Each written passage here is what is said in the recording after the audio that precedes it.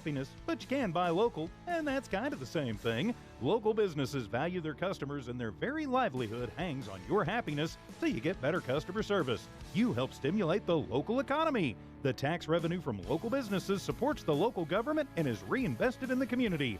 Local businesses support local community charities, youth organizations, local service groups, and causes, and employ your friends and neighbors. Before you load up the car and head out of town to shop, the Hobbs Chamber of Commerce reminds you to think about these important reasons to shop local.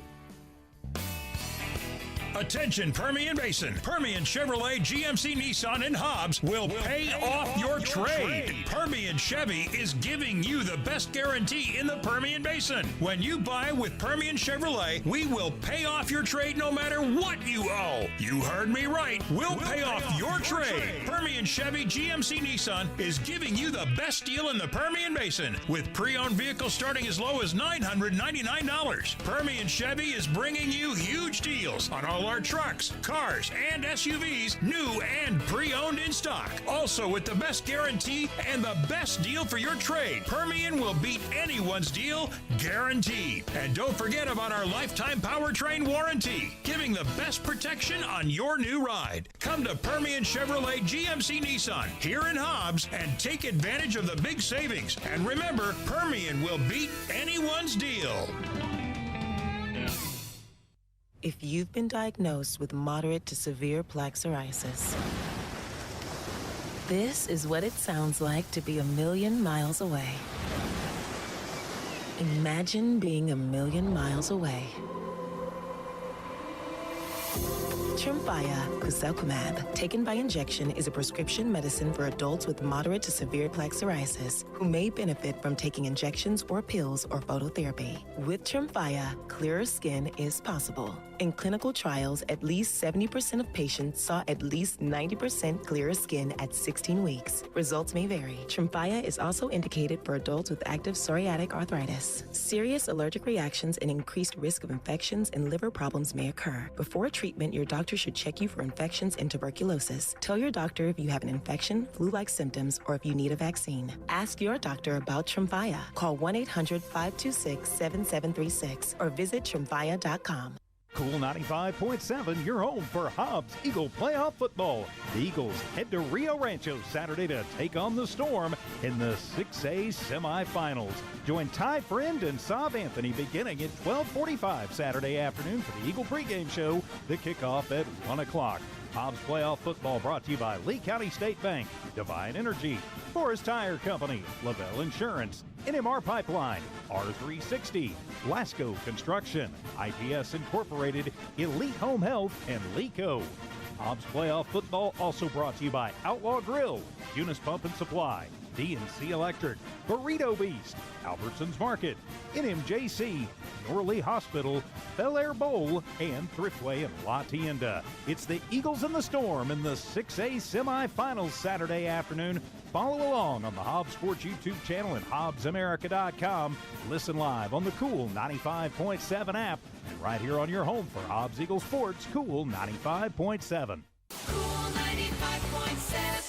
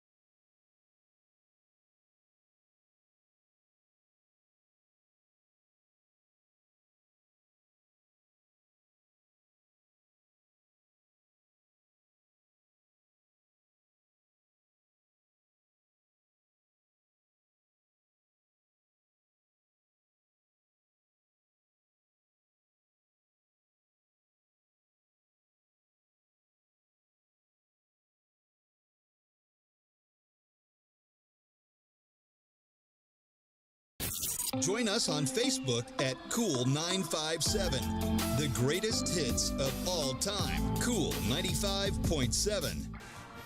It's time for Hobbs Eagle football on KLEA Hobbs Lovington, Cool 95.7, the Hobbs Sports YouTube channel, and HobbsAmerica.com.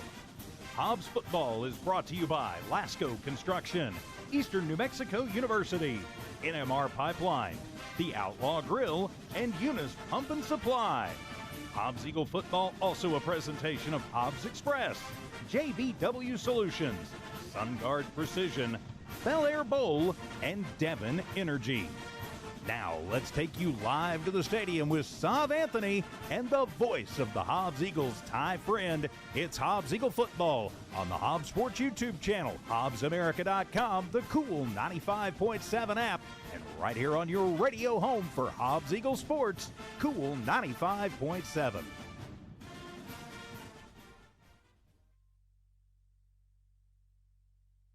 Welcome live to Rio Rancho, New Mexico. Time for Hobbs Eagle football. Live on the radio at Cool 95.7, on the internet, HobbsAmerica.com, the YouTube Hobbs Sports page, and the Cool 95.7 Facebook page. Ty Friend, along with Sovereign, and we've got a big one here tonight, Mr. Sovereign, as the Hobbs Eagles play in the semifinals of the 5A, taking on the Cleveland Storm. Hobbs coming in at number 3 and Cleveland at number 2, and this is going to be a tough test for the Hobbs Eagles. Some windy conditions here, blue skies, but a pretty good gust on the field here. Going to be a chilly one down on the field. I don't know how that's going to affect both teams. We'll have to wait and see how it goes in that first quarter. But Hobbs are kind of slow starting in the two Carlsbad games, the one they played last week, an 11-point victory, 30-19. And then the 2 weeks prior to that, the final regular season district game where they won by a few more points over Carlsbad. But they got scored on first in both of those games, but then came back pretty hard after that. Yeah, man.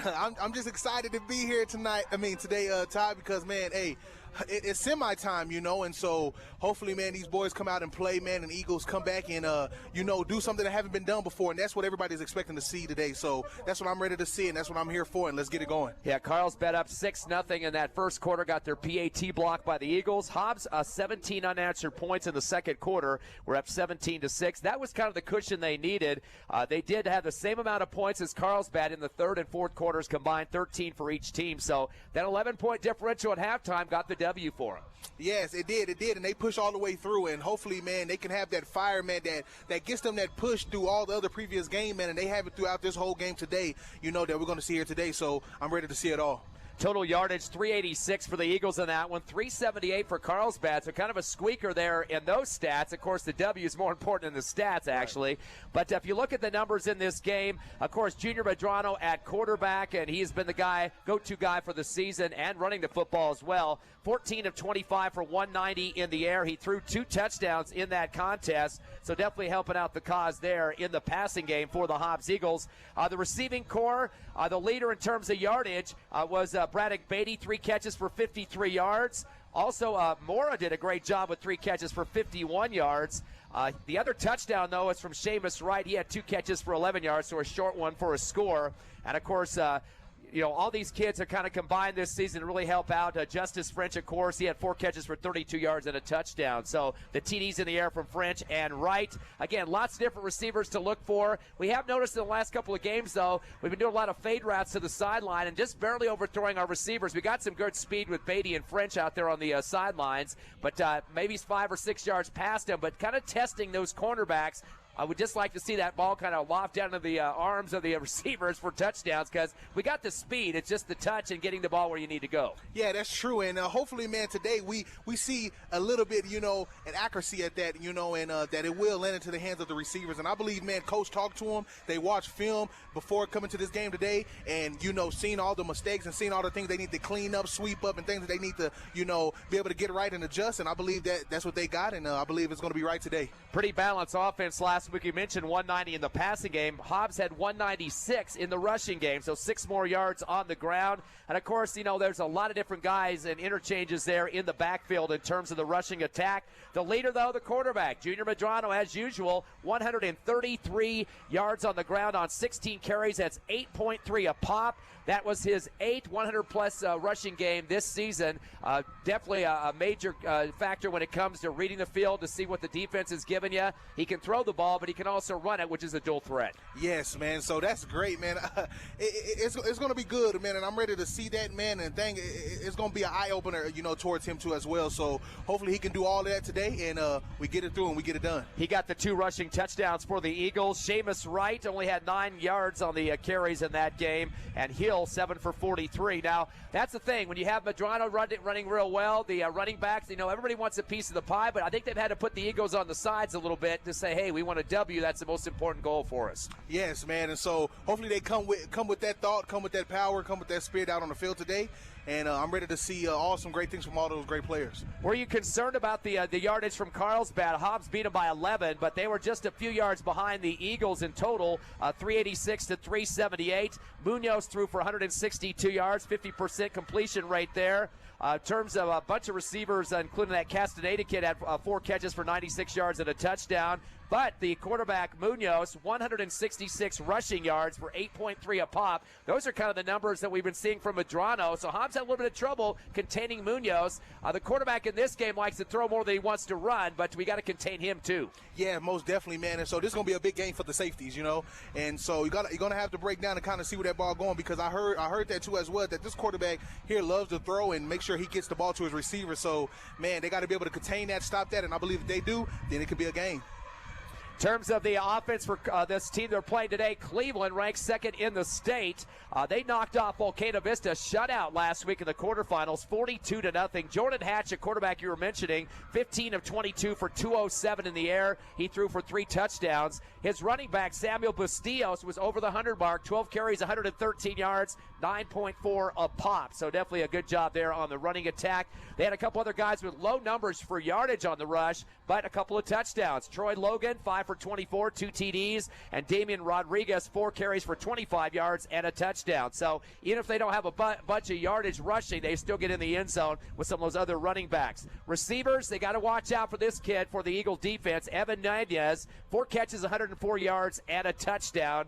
Bustillos coming out of the backfield at 3 catches from 35, and Jacob Maldonado, 3 for 35. 5 out of the 7 wide receivers had at least 2 catches in that ball game. Yes, man. So it seems like this team is not playing, man, and they make sure to get up the field and make sure to get to the red zone.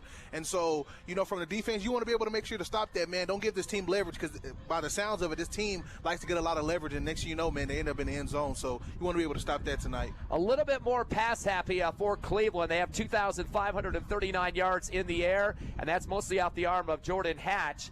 33 touchdowns on the season in the passing game, but the running attack, 1,813 yards, and that's about 600 or so less than their passing game, but 30 touchdowns, that's 3 shy of their passing TDs. So we're talking 63 touchdowns this season, averaging 46 points a game overall throughout the season, and also in district averaging 45.6. They're only giving up 12.4 points a contest to their opponents through all the games that they play. That's 11 games total.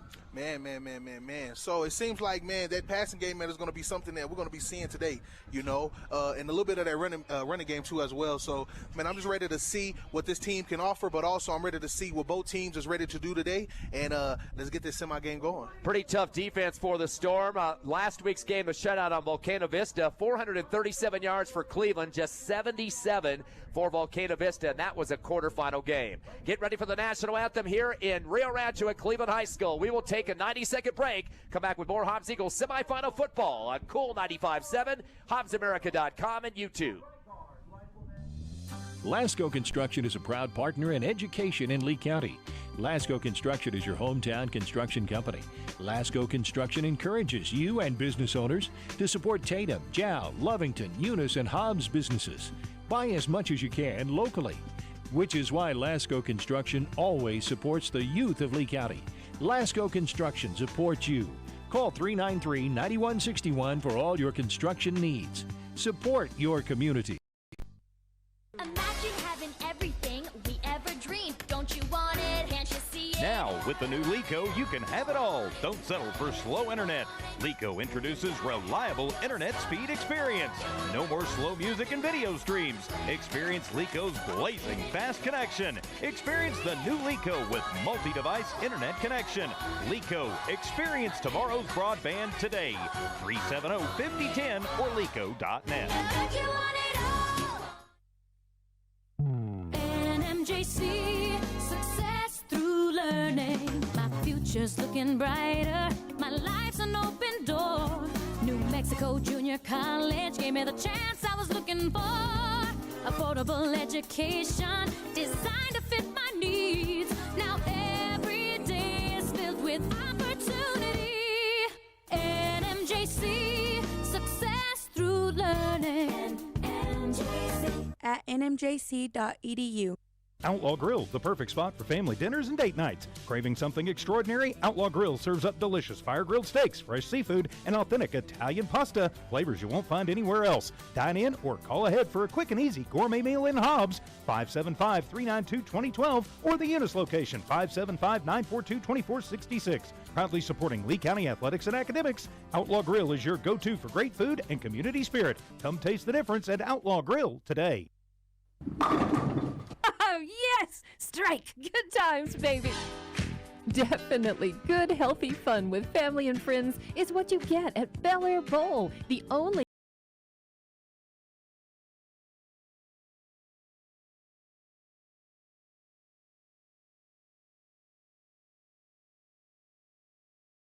it happen. Find them on Facebook or Google Bel Air Bowl. They are located behind the Bel Air Shopping Center. Where we roll at Bel Air. Hobbs Eagles coming in against the Cleveland Storm. Cleveland doing a pretty decent job with the record this year. 10-1 overall, 5-0 in district. And your Hobbs Eagles at 9-2. 5-1 in district. Of course, the only loss for the season in district was to Las Cruces. They're playing the other semifinal game today against La Cueva. The winner of this game and that game will play during Thanksgiving weekend next week. So a pretty big battle to go on here. Going to have to deal with some wind conditions, kind of chilly. It looks like it's going to get up maybe 52, 55 degrees before we're done with this game. So the heat is not going to be here in this one, but the sun and the blue skies are here, pretty setting, but the wind's going to be a chill bone here. Yeah, man, but you know what? This is good weather, man. You want to play in this type of weather as long as it's not too hot, as long as it's not too cold. It's a little windy, man, got chills on you, but as long as you're right in the middle, man, I believe it's a great game to be able to play in a great weather to play football. Hobbs Eagles, of course, predominant running attack this year with all those multiple running backs and a quarterback that can run the football. 3,164 yards, 37 touchdowns on the ground this season. They're averaging 287 yards a game and 8.3 a play on the running attack. So very good numbers. Of course, Medrano leading with 1,439. He's at 8 100-plus yard games this year, 16 touchdowns to lead the Eagles for rushing TDs. Damarian Hill with 760 yards, averaging 7.2 a play. He has 2 100-yard games and 7 touchdowns. And then Seamus Wright at 615 on the season, close to 8 yards of pickup, 2 100-yard games, and 10 touchdowns. So you combine those guys, 16 for Medrano, 10 for Wright in the end zone, and Damarian Hill with 7 again. Lots of nice puzzle pieces for the Hobbs Eagle rushing attack. In the passing department, 1,741 yards, 21 touchdowns, 16 less than the running attack. Medrano, again, 1,679 for him, his arm in this season so far. 152 yards of passing per game. 20 touchdowns in the air off the arm of Medrano with only 4 interceptions, so he's kept control of the football and got it to his receivers in plenty of time. Braddock Beatty, the leading receiver, with 37 catches, 539 yards, about 15 yards a catch, 8 touchdowns to lead the receiving corps. Justice French, 460 yards in receptions. He's getting 11.2 a pop with 5 touchdowns. And Mora, with 11 catches, 244 yards, and 2 TDs. He averages 22 per catch. So lots of great receivers to choose from as well for Medrano. Yes, man, and he got a lot of dependable receivers too as well, and that's the great thing about the receivers on the Eagles. You know, they're all dependable. You know, they're gonna, try to make sure they get the route done, get open, and be able to get open to catch that football. And so Medrano, man, he's a great quarterback all around, man. And so hopefully, man, today, man, we can get it right into the receivers' hands, and I believe we can. And it's gonna be a good game to see. I'm ready to see it, man. It is semi-time. Leading tackler, Mr. Mackey, Jeremiah from that line, 110 tackles this season, 27 for loss. So he is definitely a force to be reckoned with and has that 10 sacks on the season school record for him doing that in a season. So over the 100 mark there for him. 107 for Gavin McPherson, the linebacker. He is going to be playing in this game. He's been kind of battling a shoulder injury, but hopefully he'll be well suited for this one. Also, Mora, the safety, comes in that deep secondary. 104 tackles for him, 4 for a loss, and almost 10 a game. He's definitely going to be a force. Blackman should return as a sub or maybe even a starter in this game at the linebacking core. They've had so many injuries for linebackers this season, so that's been one of the the downfalls for Hobbs, but you can't really do much about that. When it happens, and somebody else has to step up. And, of course, hey, the Eagles in the semifinals, even with all those injuries in the linebackers. and that's the results, and that show you right there. And sometimes that comes with the game of football, you know, and that comes with the game of being, athlete. And so, hey, as long as they're back and better, you know, getting right, you know, for those that did come back, and, honors and flowers for those that couldn't quite, play this game. But, again, man, they made it all the way to the semi, and that's what it's all about. Well, this Cleveland team, or the program itself, has played in 8 championship games. 6 of those, they were the champs, 6 out of 8. So they definitely have experience. The Eagles did play them in 2023, beat Hobbs 45-0. That was the first round of the playoffs. They ended up taking second that year. Also back in 2021, the Eagles played early in the playoffs. They lost that one 42-14, and that's the year that a championship for the Storm. Coach Heath Ridnour, as they beat Rio Rancho, their arch rival here, 35-14. Hobbs played also going back to 2017, first round of the playoffs, lost 49-24 to Cleveland. 2013, 2012, and 2011 as well for the Eagles in matchups in the playoffs. And this team has only been around since 2009, but again, 6 championships under their belts with different coaches. Kirk Potter, who used to be at Carlsbad, he was a coach for him. Heath Ridnour, as we mentioned. Their current coach, Robert Garza, has won a championship last year as they beat La Cueva 26-8. And, of course, Mr. Stevens for the Hobbs Eagles would like to make this the 3rd championship for the Hobbs Eagle program. Should hopefully be a chance to do that here in Rio Rancho. Hobbs will be the return team. They're wearing their white uniforms, black numbers, and black pants. And the black and maroon there for the Cleveland Storm, who will be kicking off from the 40-yard line. Again, a windy afternoon here at Rio Rancho as we get ready for the semifinals. Yes, man. We're all ready, man. It's time for kickoff, and so let's get this game going, and let's see how it goes from here. Got the ball lined up here. We're making sure that thing was going to stay on the tee based on that wind situation. Eagles will have the first possession of the contest.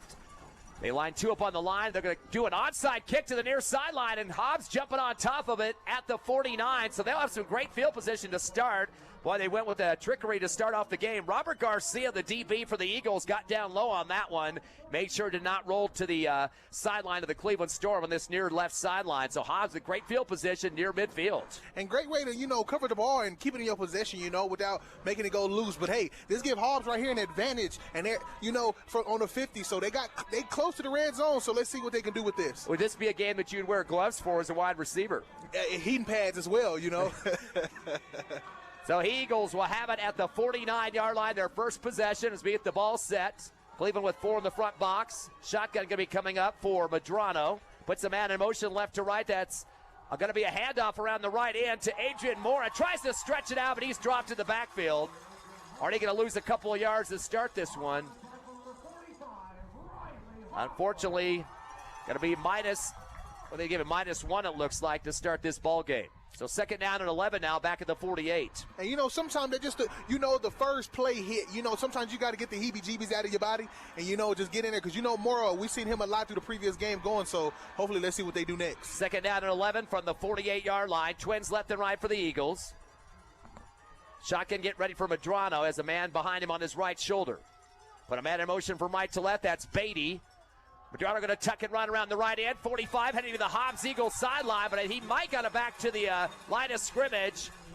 That was already a -1 on the first play, so I think he got back to the second line mark there. So no gain on the play for Medrano. Not a great start so far for the Hobbs Eagle rushing attack.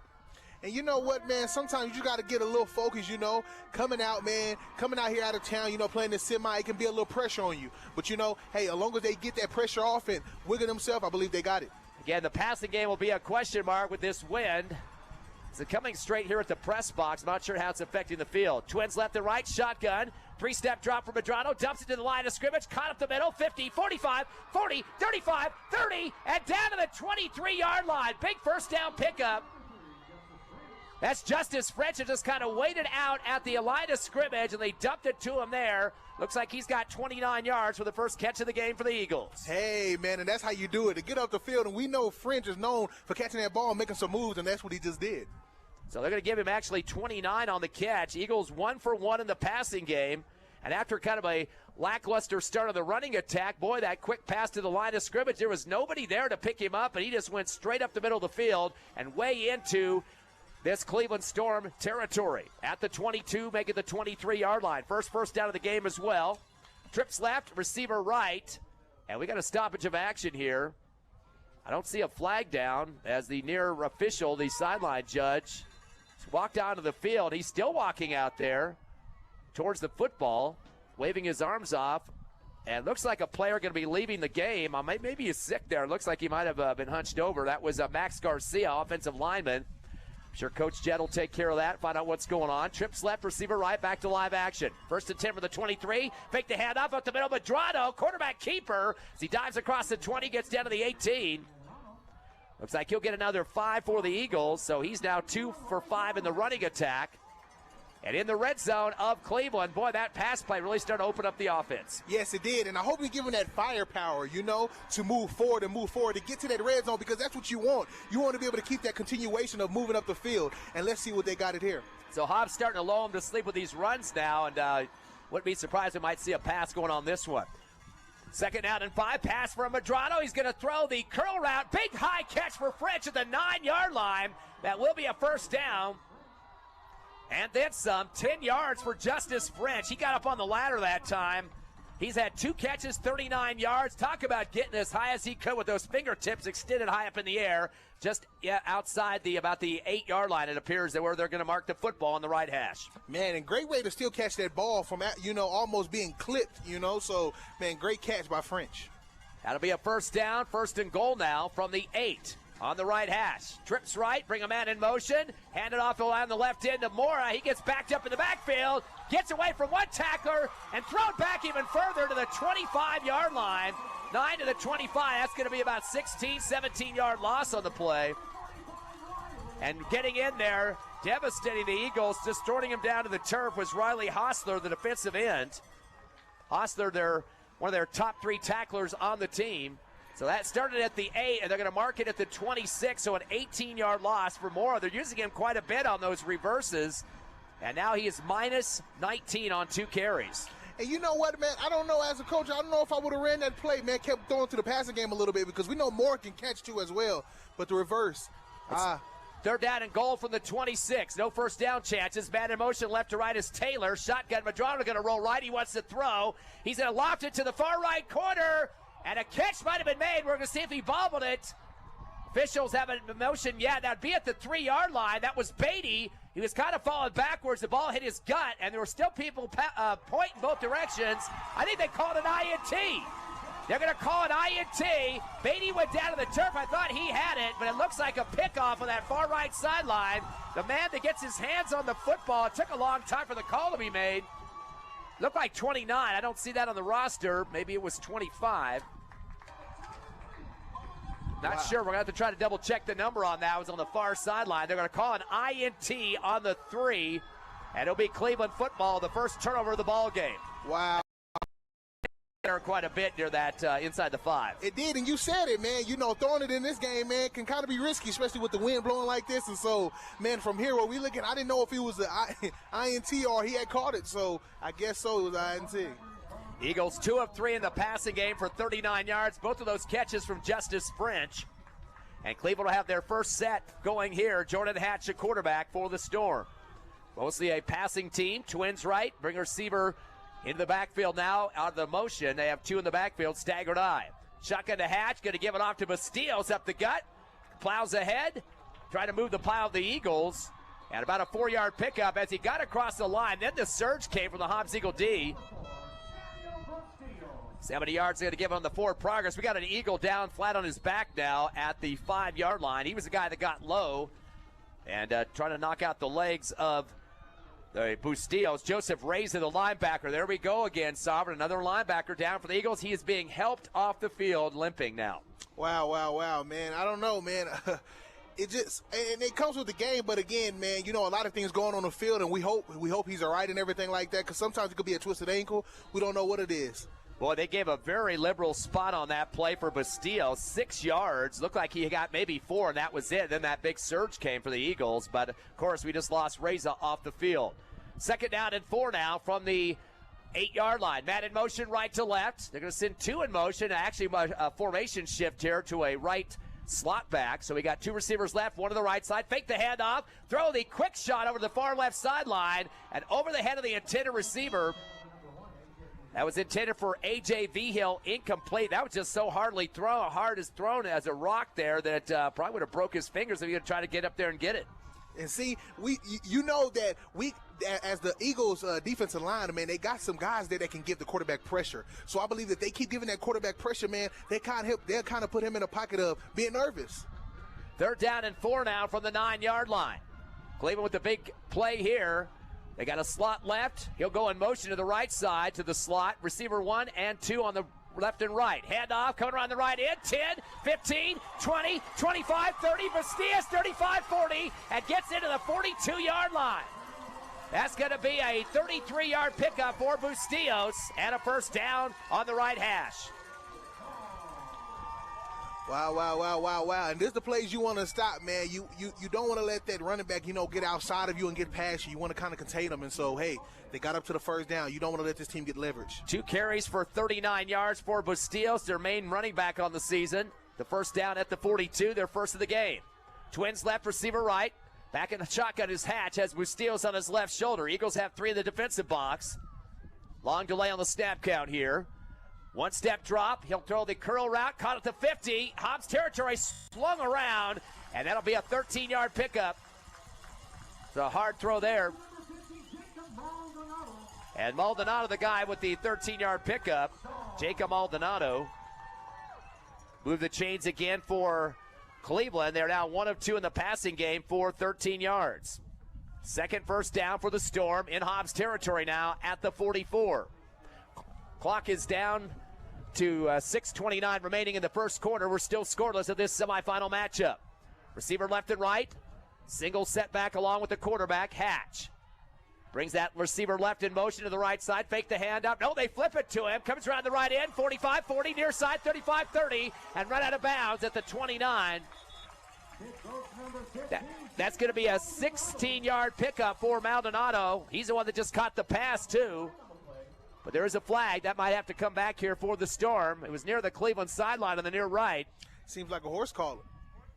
Oh, if that's going to be that, it could be the full 15, too, because that would have been outside the 30, which would be an extra 15. That's going to bring it even closer. So Maldonado had a pass catch and then also a run for a first down.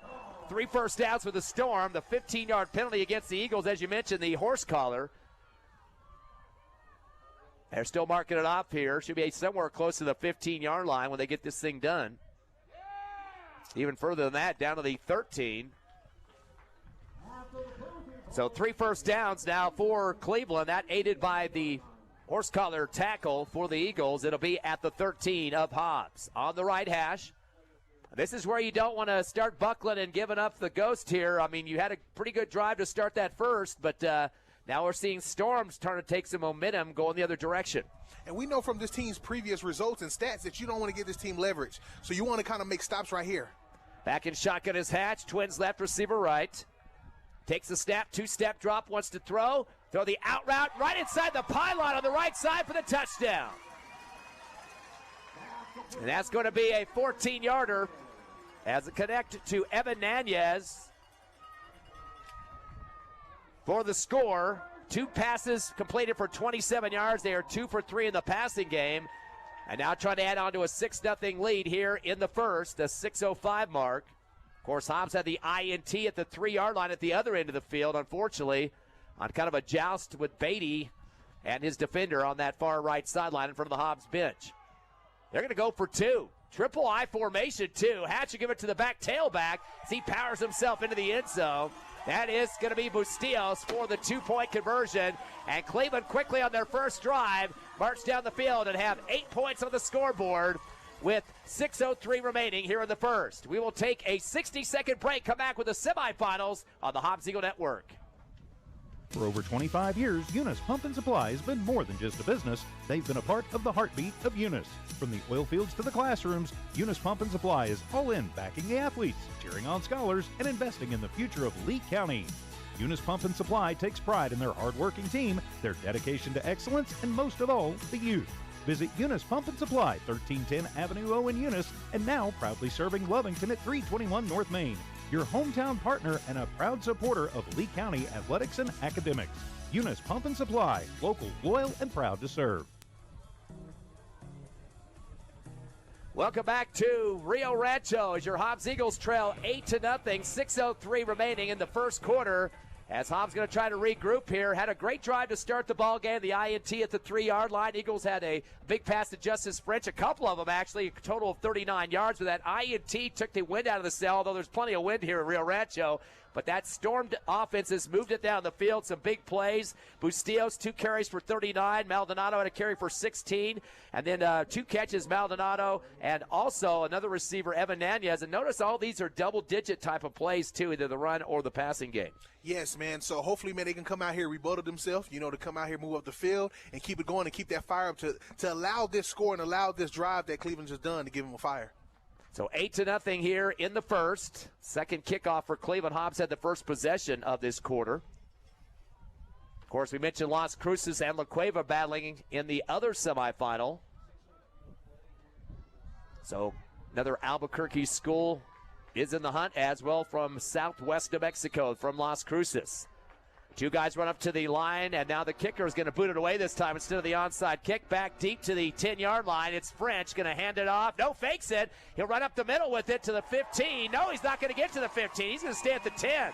But he's going to get by the coverage there for Cleveland, so I should have not second-guessed on that one. Should have waited, and he ended up getting plowed under at the 10. So not good field position compared to their first one where they were at the 48-yard line. Yes, man, and so, hey, they got to move up the field, man. You don't want to get contained right here, especially when you this close to the end zone, so you want to kind of throw to the passing game a little bit more? Yeah, we should mention, though, only 4 interceptions coming into this game for Medrano, and I think the wind took the ball up in the air a little bit too high that last time, and that made it number 5 for the INTs. But Hobbs has a lot of field to make up here, 90 yards for score as they trail 8-0. Shotgun for Medrano, trips left, receiver right. Claps his hands. Delay handoff, stutter step at the line of scrimmage, and there's a big wall of storm coming at him. Not much going on that one. And that was DeMarion, I believe, in the pile there. They're way down at the other end of the field here. Hard to see from this distance, but not much going on that one. In fact, that's going to be a yard loss for the Hobbs Eagles. That might have been Seamus, actually. So Seamus -1. Hobbs in the negative right now. 2nd down and 11 from the 9. Get the ball off again up the middle. Breaking a tackle, 10, and dive into the 15-yard line. That's going to be a 6-yard pickup for the Eagles for Seamus. So 2 carries for 5 now. Hobbs going to be facing a 3rd down and close to 5. Ball be at the 13-yard line. Boy, they have the PA announcer being pretty biased here. It's supposed to be a playoff game, and he's acting like the Cleveland Storm on this one. So he's really trying to fire up this home crowd. Shotgun. Medrano's going to roll right. He wants to throw the quick out, and coming back for the dive. Actually turned into a curl, actually, the 21. They're going to say he hit the turf, though. Incomplete. But putting his body on the line, Beatty on that far right sideline came back to about the 21 to try to scoop it out. Low throw and incomplete. Yes, man.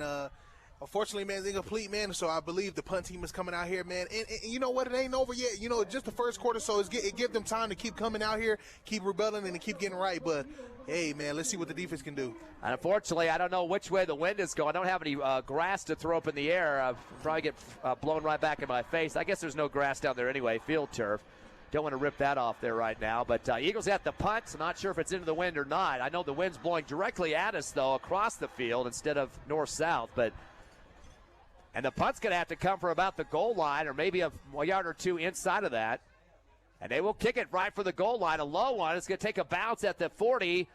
And then it rolls a little bit to the 48 and tapped down. Good coverage for the Eagles by Adrian Mora. But that is going to be in their territory as Cleveland will be knocking at the door at the Eagles 48. Yes, man. So the defense is going to come out here and try to got to make stops, And sometimes, the coaches on the offensive side, man, they kind of don't want to roll out all their cards the first few plays. But as a defensive player, you want to come out here and kind of notice what they're doing and the plays they like to go to so you can be able to make stops easily. Boy, the Eagles get their squad out there quick for the defense. Cleveland's still on the sideline with their huddle for the O.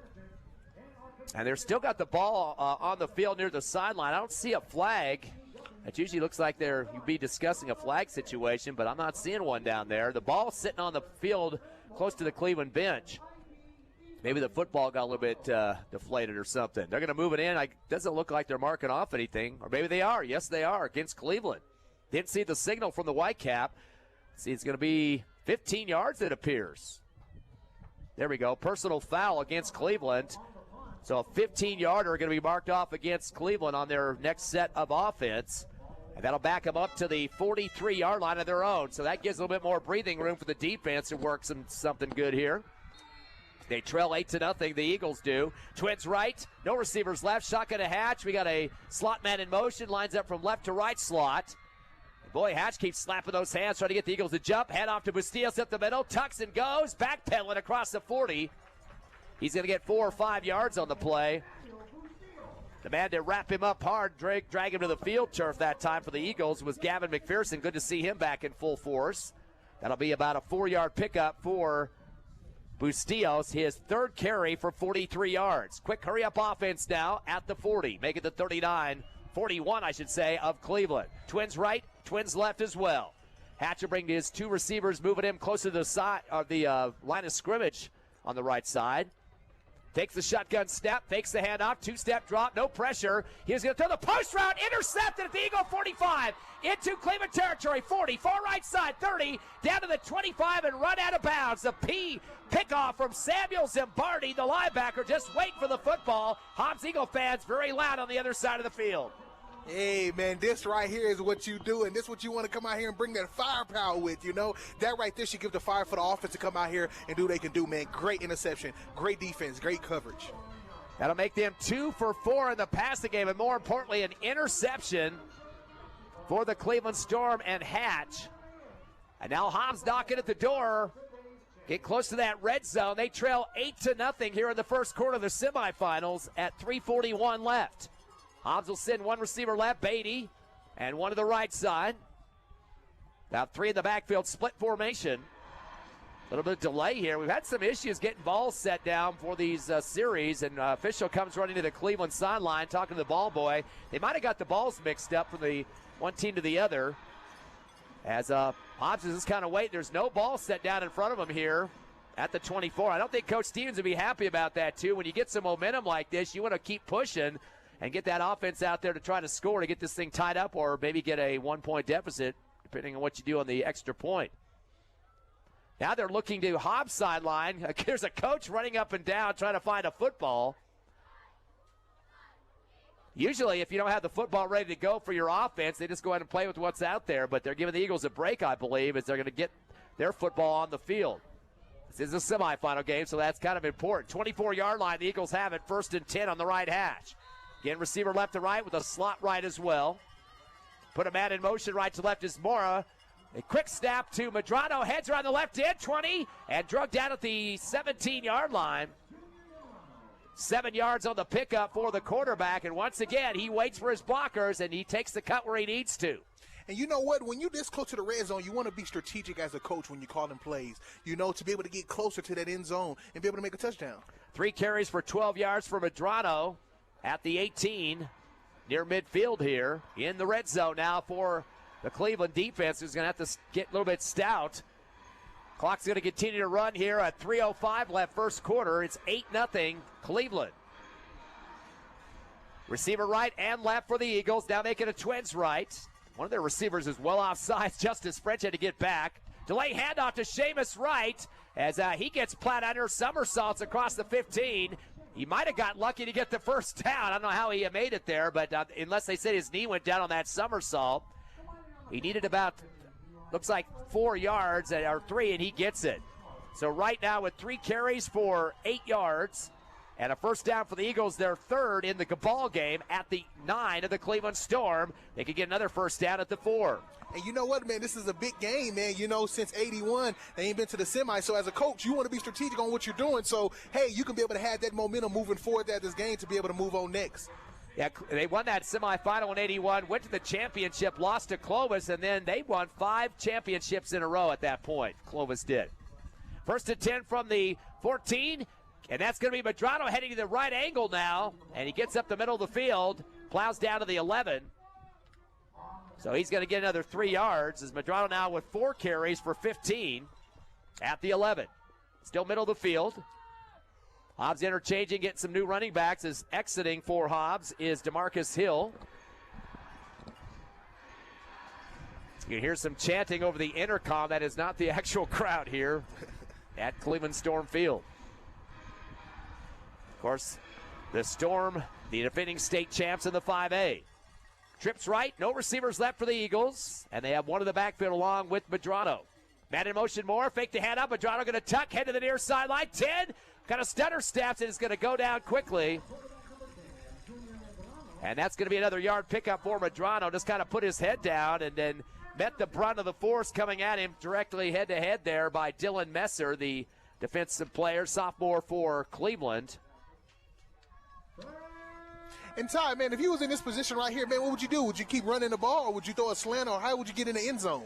Well, it looks like they keep heading kind of towards the outsides, and, on the short side of the field, going to be kind of hard to do because they're going to be packing it in over there. I'm not sure. I think Medrano might want to roll out to the right. He's got a couple receivers out there in French and Beatty. Here's top 2, so that might have given away a little bit. Maybe that's where he's, hey, now a timeout. I don't know what I'm calling, and Coach Stevens wants to make sure he calls the right thing here to get in the end zone. That will stop the clock here in the first quarter. 54 seconds left. Hobbs trailing 8-0 to Cleveland. We're coming back in 30 seconds on the Hobbs Eagle Network. For all your grocery specials, shop Thriftway and La Tienda in Hobbs. The best deals in fresh produce, fresh meat, and vegetables, frozen and dairy, health and beauty, and so much more. With the friendliest and most knowledgeable staff, Thriftway and La Tienda. For all your grocery specials, come on down to La Tienda, 400 East Marland, and Thriftway, 1317 North Turner in Hobbs. Best of luck, Eagles, from all of your friends at Thriftway and La Tienda grocery stores.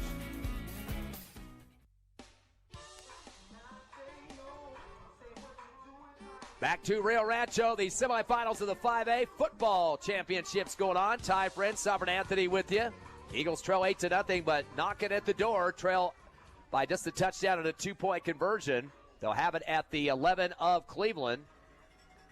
They can get a first down at the 4-yard line, a third down, and 8.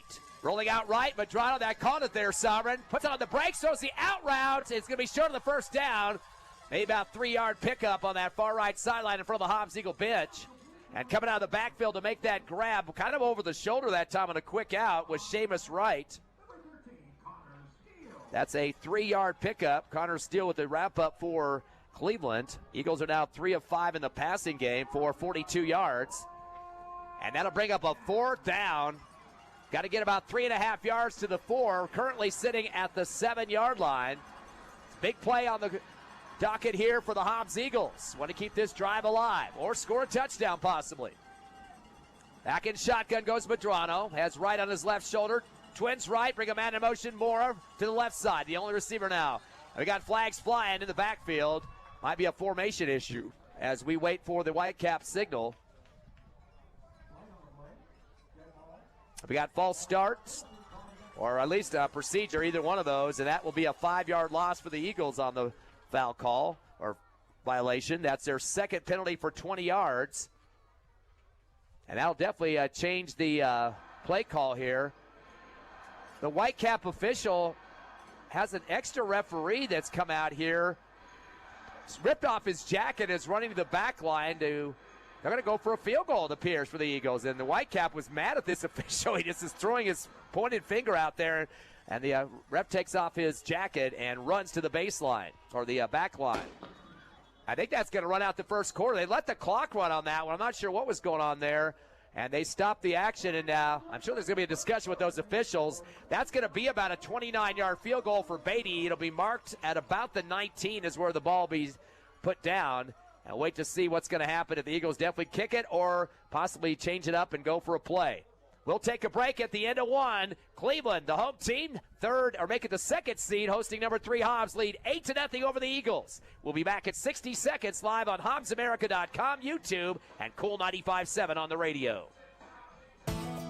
NMR Pipeline is a highly qualified, dedicated company, leading in performance with management and employees who've provided over 45 years of service in pipeline maintenance and construction within the oil and gas industry. NMR Pipeline, 300 South Main in Eunice, or call 394-0144 for more information. Again, 394-0144. NMR Pipeline is proud to be a supporter of all Lee County athletics and academics. High school sports build character and responsibility.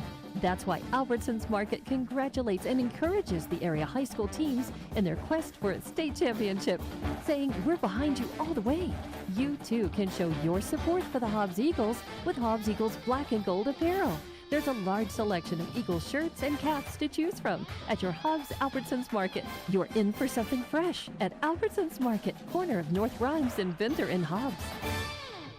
Go back to Rio Rancho. The Hobbs Eagles kick a 29-yard field goal, and Beatty puts it through over the right upright for the score. We're going to keep it right here. Eagles get on the scoreboard as they trail 3-8. Again, 29-yard field goal for Braddock Beatty. Definitely, that's something you need to do is get some points on the scoreboard to get your motivation back into it. And the Eagles with another pretty impressive drive. Didn't have a turnover that time, but just couldn't punch it in the end zone. But again, they're going against the number 2 team in the state here. Yes, man. And again, hey, it was a great interception on the last defensive play. So hopefully the defense can come out here and do some great work again and make some phenomenal plays. And that's what we're ready to see. But like you said, man, to put a score on the scoreboard, that's what you want to see, you know. And that right there kind of helps you get fired too as well. And of course, that didn't even run off any time there. They went ahead and kicked it at the start of the second quarter. So it's still 12 minutes up on the scoreboard. We mentioned the Eagles came into this contest 3,164 yards rushing, 37 touchdowns on the ground, and 21 TDs in the air. Cleveland more predominant on the passing attack, although they do have that Bustillos kid there at running back doing a pretty good job so far for their squad. Get ready for the first kickoff for the Hobbs Eagles. Beatty will get it set up at the 40, and of course you got to kind of watch the ball on the tee because the wind can blow that thing off of there. You do have the option to bring a player to hold it down if you need to. Of course, Eagles' 2 championships came in the 70s. I think they've been kind of waiting on some of these plays because of some media timeouts because they keep staring at the sideline. Here fans starting to get a little bit antsy to get this play going. And referee just kind of standing there holding the football. So I think they're taking a delay there on purpose. So here we go for the kickoff for Beatty. They'll keep it on the ground. They'll take a big roll, picked up at the 25, 30, 35, and break it out to the far right sideline, 45, 50, into Hobbs territory, 40, 35, and down to the 30-yard line. So it looked like they're going to be stopped near midfield, but that's not going to be how it works as Cleveland able to advance to that far sideline in front of the Hobbs Eagle bench. A very big return there for Cleveland. So we try to check the number on that one from that far sideline. Maybe that was Troy Logan, and that will give them very good field position for the Storm, who are up 8-3 here in the second quarter. Ball be marked at the 44-yard line of the Eagles on the right hash. So far for Cleveland, they've had 4 carries in the game for 59 yards, 2 pass receptions for 27. And they'll get the receiver one left, 2 to the right side. Hatch back in the shotgun and has a man behind him, Bustillos. Man in motion right to left. Fake the handoff. On the motion, hand it up the middle to Bustillos across the 30. And he's going to get down for about 8 yards. Bustillos with his 4th carry now for 51 yards, half a football field. Gavin McPherson of the linebacking core, the man to make the wrap up for the Eagles. And nice to see him be able to be in this semifinal game. So many linebacker injuries this season. We had one go down in the last game against Carlsbad as well. Blackman, a sophomore, he was put in as a sub a few weeks back against Clovis, and he went down injured as well. So, I mean, just been one after the other. And Gloom, of course, went down a long time ago in that Clovis game, and he was the leading tackler at that point in the linebacking core. Twins left, receiver right. Looks like Hatch is going to pull out of the play call, reset. He has 2 in the backfield. Coaching staff kind of running up and down the sideline, and they're going to call the timeout here as they did not like what they saw from the Hobbs Eagle defense. So timeout on the field here in the second quarter. 10:55 remaining before half.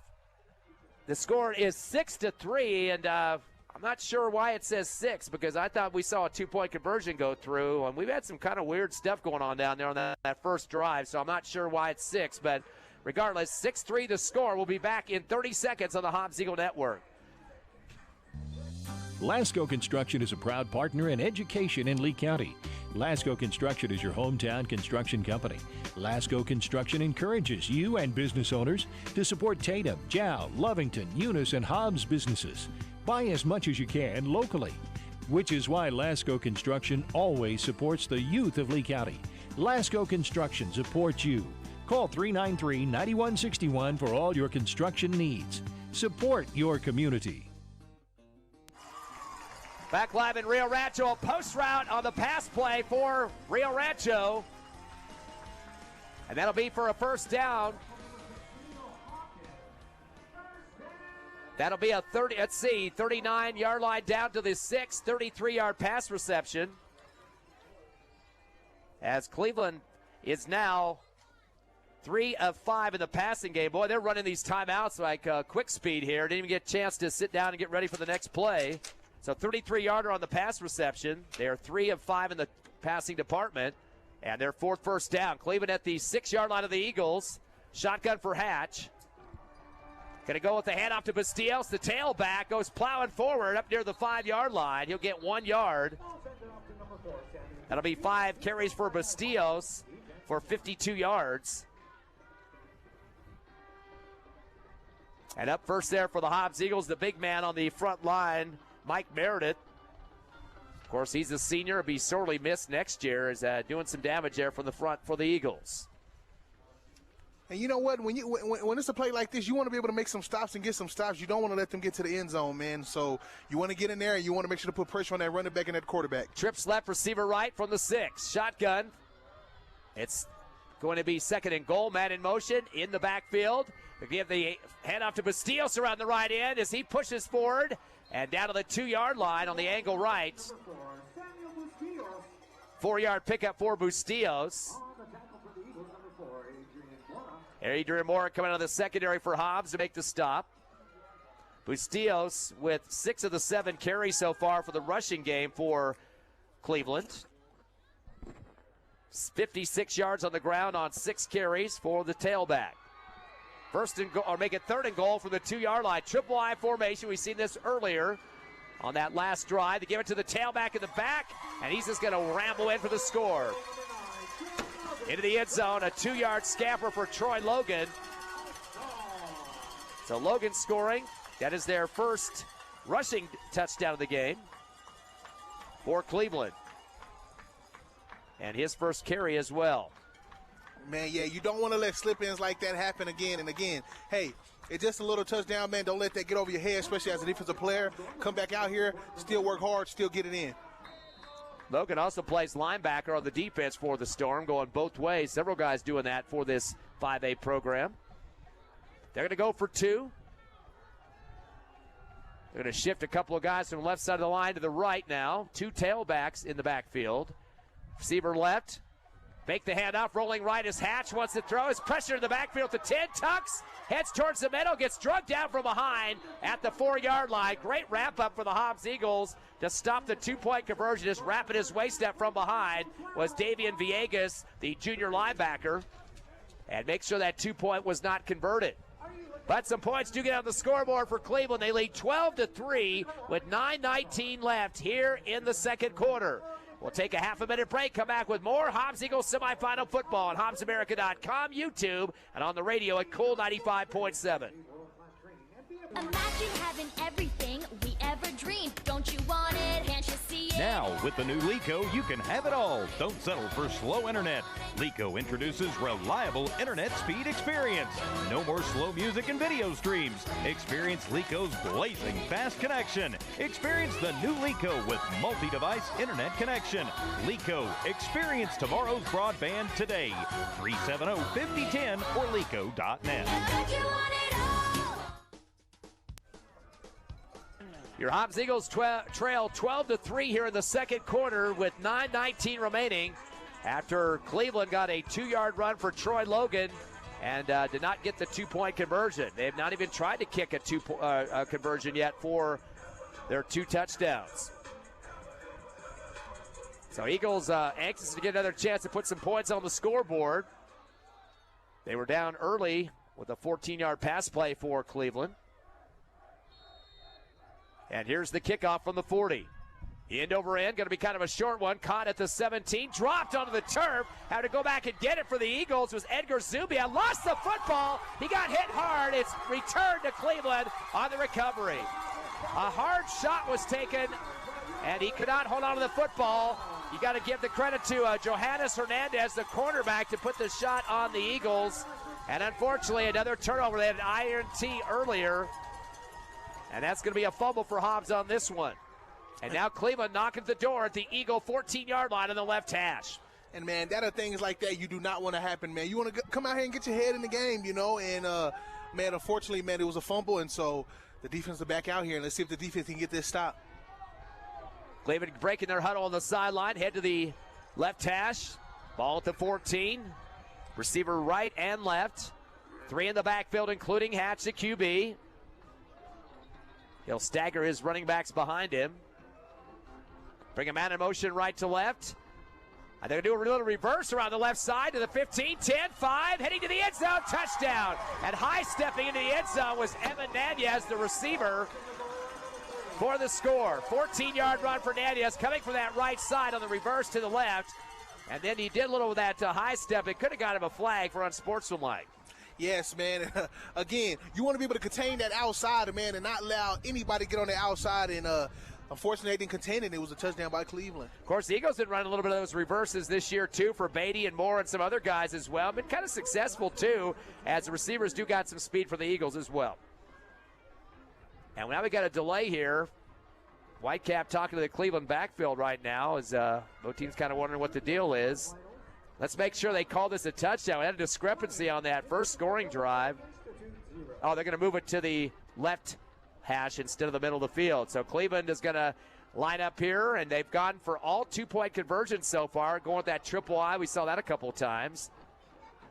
And now they're coming back to the sideline to get another couple of personnel onto the field and running in way late. And that includes Carson Weddle, a wide receiver.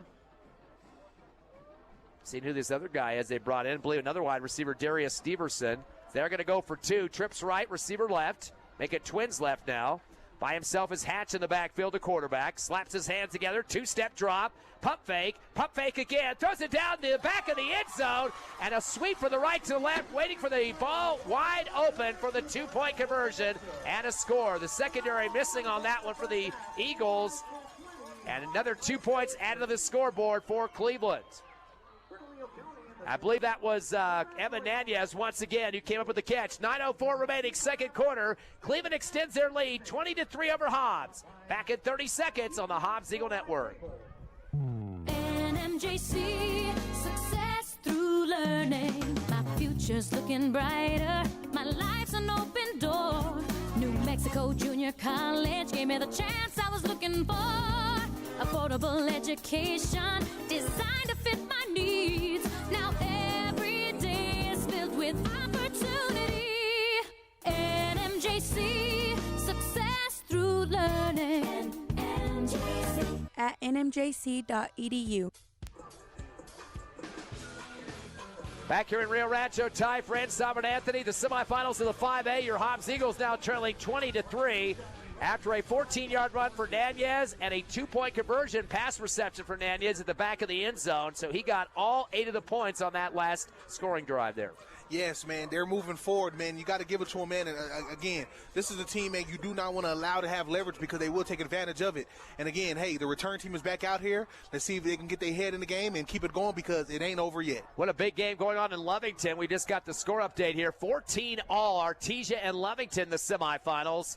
Big game going on in Lee County today. Little squib kick in over end. It's caught at the Eagle 33. I guess a fair catch. I didn't see a wave by the return man. But they say they went ahead and blown it dead, and he did make the catch. That was Robert Garcia. And Hobbs will have their football back, but they're down by 17 with 9 minutes left here in the first half. And Again, I'm not sure how much the wind has had an impact on the offense for the Hobbs Eagles. In terms of the passing game, they are 3 of 5. 2 catches by French for 39 yards. 1 for another receiver for the Eagles, Seamus Wright, coming out of the backfield, actually, for 3. So they're 3 of 5 there. Medrano has 5 carries for 20 yards. He's the leader in terms of yardage. 1st and 10 for the 33. Shotgun to Medrano. Tuck and go off the gut to the 35. Dragging guys behind him on his waist. And he's going to get 5 yards, the quarterback for the Eagles. So they keep going to him in the running game. He's got 22 yards on 6 carries. Wright has 3 carries for 8 yards. And they hurry up and line up again. 2nd and 5 from the 38. Twins left and right.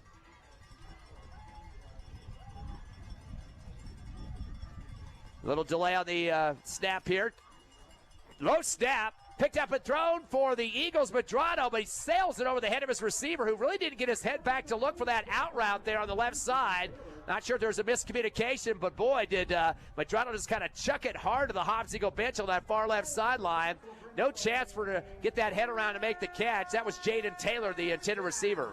And you know what? That low snap can kind of get to you a little bit too, where you just got to hurry up because you got the defensive ends running at you, and in the low snap, you're picking up your head. They're already there. You're just throwing it. So hopefully, man, he can have that communication with his snapper and get it right so we can get the play moving. 3rd down and 5 for the Eagles. And they'll have it at their own 37-yard line as they trail 20-3 with 8:23 left here in the second. Hobbs is waiting for a play call from the sideline from Coach Stevens. They'll send 3 receivers right, 1 to the left, and 2 in the backfield, including Medrano. And now a timeout called. Hobbs kind of waiting to see what the defense was going to show and decides they want to talk about it. Of course, we mentioned the Eagles in terms of the championships over the years. Both of their championships were back in the 70s, so it's been a long time. Again, the last semifinal game was 1981, and they went on to the championship that year against Clovis. And if you take a look back to the history of the Hobbs Eagles in playoff action since 1950, Hobbs winning those championships in 1970. They won 20-0 over Highland under Coach Etheridge. And then in 1972, 2 seasons later, beating Mayfield 31-15 for Coach Pat Tone. He was 10-2 that year. Etheridge's team was 12-1. So 70 and 72 championships. Hobbs had several other games that they played in the championship as well. In fact, there was 5 other games that they got to play in. 7 championship games for the Hobbs Eagles, but they do have a 2-5 record in those. The handoff up the middle, and nothing going on that one. And Seamus Wright gets it, but he gets plowed down quickly. I don't know if he got back to the line of scrimmage. No gain on the play, they're going to say, on the forward progress. So they at least give him that. Seamus now has 4 carries for 8 yards, and that's going to bring up a 4th down and 5. And that was the series you wanted to see some more oomph, because the Eagles are now down by 17. Cleveland keeps scoring on each drive now, and that's not helping your cause. And you got to deal with the wind, kind of some colder temperatures here, and a road game on top of that. Yes, and it is all happening at once, and so you want to be able to have focus on that too as well. They're going to go with the fake, throw it to the right flat, caught at the 35, 40, and that's going to be drilled out of bounds at the 41-yard line. 4-yard pickup, but about 2 yards shy of the 1st down. Is making the catch for the Eagles on the near sideline was Edgar Zubia, but he just gets 4 yards on it. Gutsy call there for Coach Stevens, trying to get something shot in the arm there for the Hobbs Eagle offense. And that will be a completed pass. They're now 4 of 7 in the passing game for 46 yards. But that'll be a turnover on downs for Cleveland and give it back to the Storm at the Hobbs Eagle 41. If those things work, great, but then also if they don't work, you give some good field position for your opponent. This time it's Storm football. Twins right and left for the Storm. Shotgun for Hatch. Taking his time with a snap here. That's one man with him, Bustios on his left shoulder. Looked like the receivers left early. They throw this slant or the post in the middle of the field, caught at the 24-yard line. 18-yard pickup as Maldonado pulls it down. He's had 2 catches for 31 yards. They're now 4 of 6 in the passing game for 45 yards. Or actually, it's 78 yards. And we see that they love to throw the post routes and the slant routes and everything like that. You know, as a linebacker, you want to kind of close those gap in so you can be able to, you know, get an INT again. First down, 5th in the game for Cleveland at the Eagle 23. Shotgun to Hatch, twins left to right, fakes the handoff, lost it down the middle of the field again, and caught at the 3-yard line. Little somersault after it. That'll be a 21-yard pickup on the pass. So things starting to work well for Cleveland on the throwing game. 6 first downs. They're now 5 of 7 in the passing department. Trying to double check the number on that. Looked like the tight end came down the middle that time. These numbers have a major glare on them here, that turquoise on black. And no real good outline. Just making excuses, though, I know. 7 first downs for Cleveland. They're at the 3 of the Eagles. Slapping his hands is Hatch. Steps and throws. The out route wide open on the right goal line. No defender out on him that time. Was Evan Nunez for the 3-yard touchdown grab. That's his second score of the ball game. 2 catches for 17. The 6th reception for the Storm. Now starting to mount on the scoreboard as they lead 26-3 with 6:37 left in the second. Yes, man, those are things you do not want to, allow to happen. I know from the previous game they've been playing a lot of teams that run the ball. And, a lot of them don't really throw it too much. So with this team, going to have to break down, especially as corners, as safeties and linebackers, too, for those zones to be able to watch out for the pass as well. Yeah, Hatch threw 2 of those right in the middle of the field on those last 2 plays. 2 shifts from left to right side of the line. Hatch still going with the shotgun, receiver left and right. He's going to roll right, wants to throw, goes back to the 12, fires back to the left corner of the end zone, a flag route over the shoulder, and goes about 3 yards past the back line, incomplete. So no 2-point conversion. This team will not kick a PAT. I don't know what the issue is, but that will give it back to the Eagles here shortly. They trail, though, 26-3 with 6:37 left in the second quarter. You're listening to Hobbs Eagle Playoff Football, the semifinals in Rio Rancho, back in 30. Outlaw Grill, the perfect spot for family dinners and date nights. Craving something extraordinary? Outlaw Grill serves up delicious fire-grilled steaks, fresh seafood, and authentic Italian pasta, flavors you won't find anywhere else. Dine in or call ahead for a quick and easy gourmet meal in Hobbs, 575-392-2012, or the Eunice location, 575-942-2466. Proudly supporting Lee County athletics and academics, Outlaw Grill is your go-to for great food and community spirit. Come taste the difference at Outlaw Grill today. Back here in Rio Rancho, the back-to-back touchdowns for Nunez. This one a 3-yard pass, and then also a missed 2-point conversion for the Storm, who lead 26-3 here in the second. 6:37 remaining. Ready to kick off from the 40. Storm is jumping up and down on the sidelines. Here a short one end over end near the sideline of the Storm. Goes out of bounds at the 22. Hobbs definitely will take that with the automatic move up to the 35 on the penalty. Halfway decent field position, but they got to move the football down the field. I mean, kind of a cliche to say, but after that last drive where they went the fake punt and the nice throw to the near sideline, but unfortunately 2 yards shy of the first down, and that kind of deflates you when you don't have an opportunity to even get in scoring position. You're right. And we got some other games going on right now in the Lee County area. We got Eunice playing against the Academy, second quarter, 28-0. Eunice 28, Academy 0. Then we got Lovington and Artesia playing in the second quarter. Lovington 14 and Artesia 14. Exciting game there. That's being played in Lovington. That game you mentioned before, Eunice is down here in Bernalillo, right off the interstate, past the field when I came here to this game today. 1st and 10 for the Eagles at the 35. Shotgun, Medrano fakes the handoff, lost the football, drops it to the field turf. He looked like he was trying to pump fake this, lost it out of his grip. Things are starting to mount for the Eagles. Fumble at the 30. That'll be a turnover to Cleveland. Not knocked out of his hands either. He did the fake handoff up the middle to right, and then it looked like he was getting ready to throw. It took about a half a step, and I don't know if he was pump faking or just didn't have a grip, and it went right to the turf, almost like gravity pulling it down hard. And didn't get a chance to jump on it, but Cleveland did. And you know what, man? You don't want to allow these mistakes and everything like that to get under your skin, to cause, kind of walk off the field, with your head down and everything like that. The game is not over, Anything can still be possible when it comes to games like this. 2 fumbles, 1 interception, 2 turnovers on downs for the Eagles, and it's a 1st and 10 for Cleveland now in Hobbs territory at the 30 on the left hash. Hatch in the backfield by himself, the quarterback. Twins left, trips right for Cleveland, all in the passing mode here. Bring him out in motion left to right. Gonna do a little flick on the reverse. Coming around the right side is Xavier Montoya Chavez. Stretch it out to the far right. And he'll get up for about 3 yards outside the right hash. So Chavez with his first run of the ball game.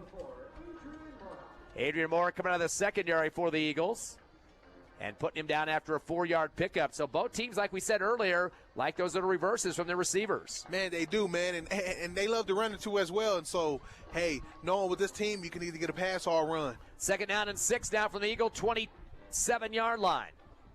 Trips left, receiver right. Hatch does have one with him. Bustillos in the backfield, the tailback. Claps his hands, fakes a handoff, comeback route to the 25, 20 up the middle, hurdling 15, 10 to the far sideline and brought down to the 10-yard line.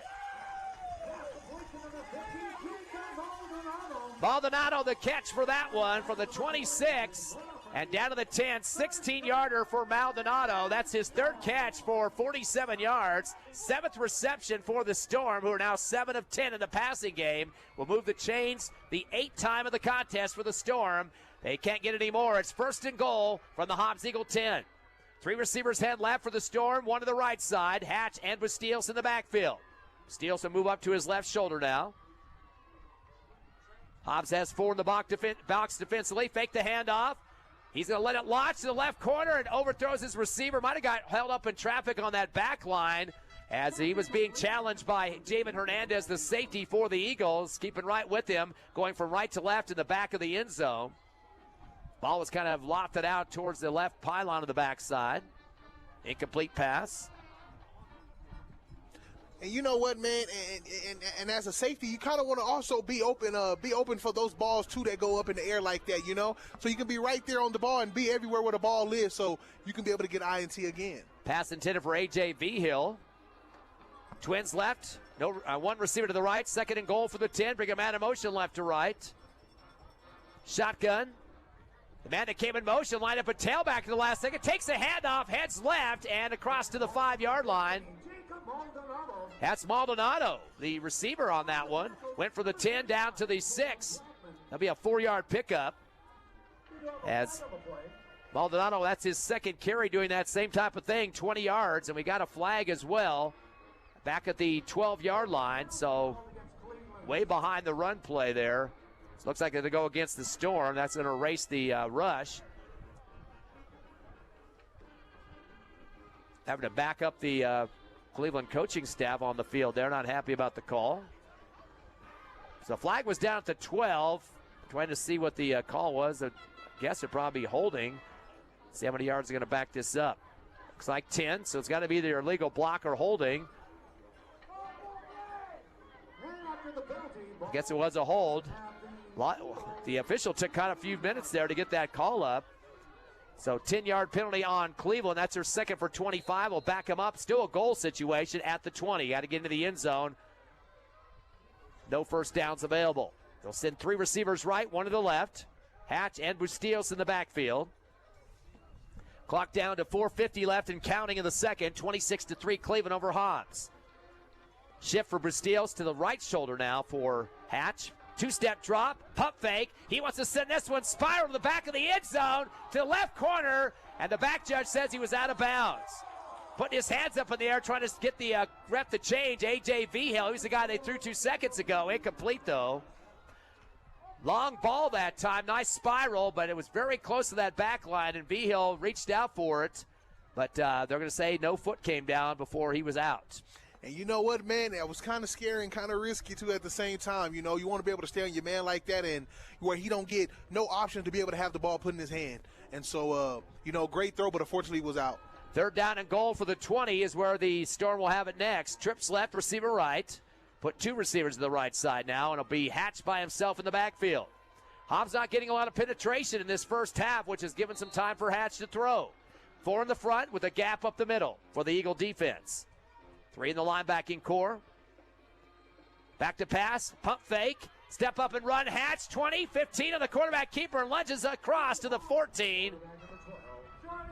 He's going to get 6, maybe 7 on the forward progress. That's his first carry of the game. Reza, the linebacker for the Eagles, to make the stop after 6 for the quarterback, Hatch.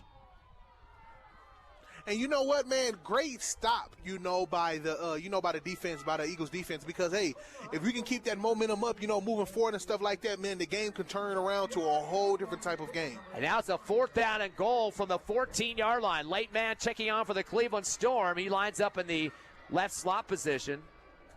They're going to go for a field goal. It's blocked at the 20-yard line. Hobbs scoops and goes down to the 20, 25, 30, 35, 40, 45, 50, 40 of the Storm, 30, 25, 20, 15. It's shoved down there.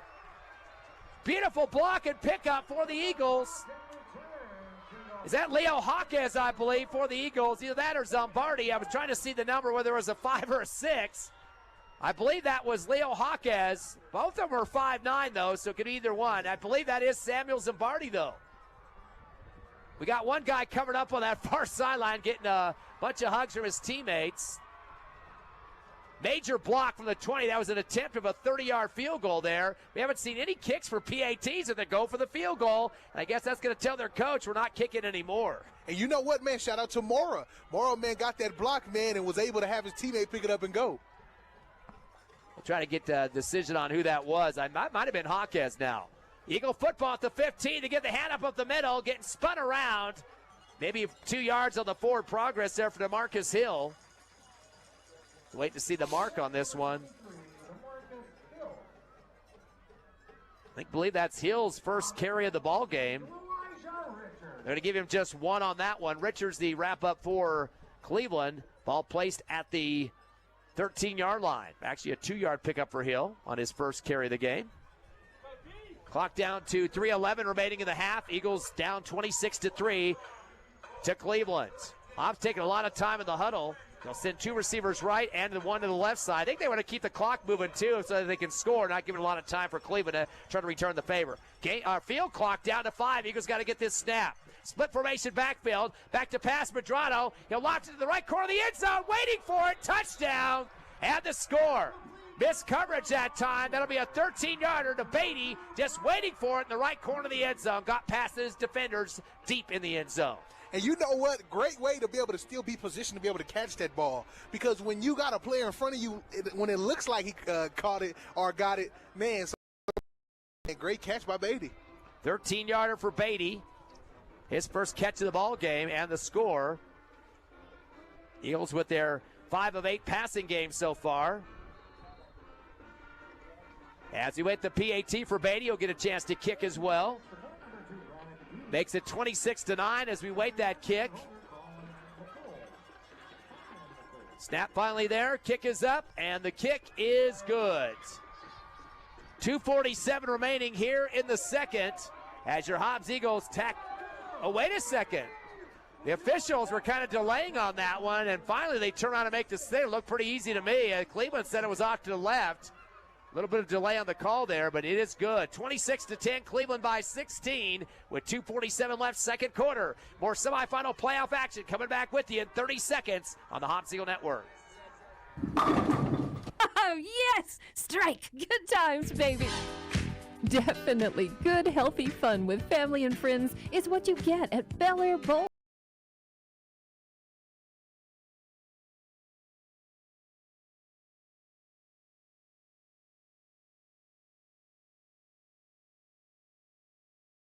Happen. Find them on Facebook or Google Bel Air Bowl. They are located behind the Bel Air Shopping Center.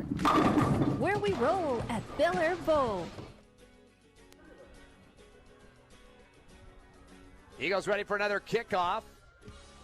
They had a 29-yard field goal earlier in the second quarter. Have tacked on a 13-yard pass to Beatty.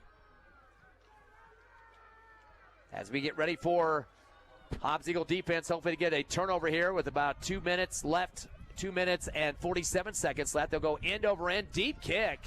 Caught at the 12-yard line. Up the right hash, 20, 25, 30. Spin around, 35, and dropped. Actually shy of the 35 at the 34. So defense will come out on the field for the Eagles. Jaden Taylor was the one that kicked that one instead of Beatty. As Cleveland will be back out on the offense. And they'll mark it at the 33.5-yard line in Storm territory. And you know what? The defense want to come out here and have that momentum that they had, earlier in their previous, previous plays. So you want to come out here and be able to stop them, contain that perimeter, and before you know it, man, you can make some great plays. 4 in the front box for the Hobbs Eagle defense with a 3 linebacking core. Shotgun for Hatch, twins left. Puts a man in motion to the right side, give to the tailback. Cutting up the right hash to the 40, trying to pull 1 more yard, and he'll be lucky to get to the 40. That was Bustillos. Got at least 4, maybe 5. They give him that extra to the 40. A.J. Moore is the man that makes the wrap up for the Eagles. 5-yard pickup on the play for Bustillos. 7 carries so far for 61 yards.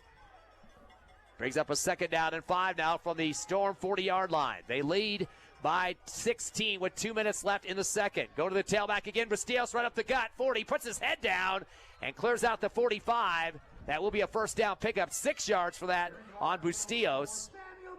He used the pile to his benefit there and just kept it moving forward. And you know what, man, as a defensive line, you want to kind of tighten that area up right there, knowing that on that certain type of play, man, they love to run up the middle. So you want to be able to tighten that up right there so your other players can be able to come and help. Bustillos 67 yards on the ground. That's the 9th 1st down for Cleveland. 1st and 10 from the 46. We got flags flying, formation problem in the backfield here. That's going to go against Cleveland for sure. We'll go ahead and let the play run. And a nice tackle on this left side in front of the Cleveland bench. That would have been a 3-yard pickup for Bustillos, and a great wrap-up for the Hobbs Eagles. Drilling Bustillos to the turf was Davian Villegas, the linebacker. But I think we had some guys, too many guys out of position in the backfield. Referees liking. Got a man in motion, and I think somebody else stepped forward as well. Hobbs Eagles staff out of the field. Not sure what they're upset about because the flags are flying in the backfield. Actually, no, that's why, because they just withdrew their flag. The sideline official here on the left in front of the Cleveland bench, left side of the field, was waving his flag off. And, in fact, the Whitecap threw a flag in the backfield as well. He must have had to pick his flag up, too. That's why the coaching staff wasn't happy in the Hobbs Eagles sideline. Oh, now they're going to call illegal shift.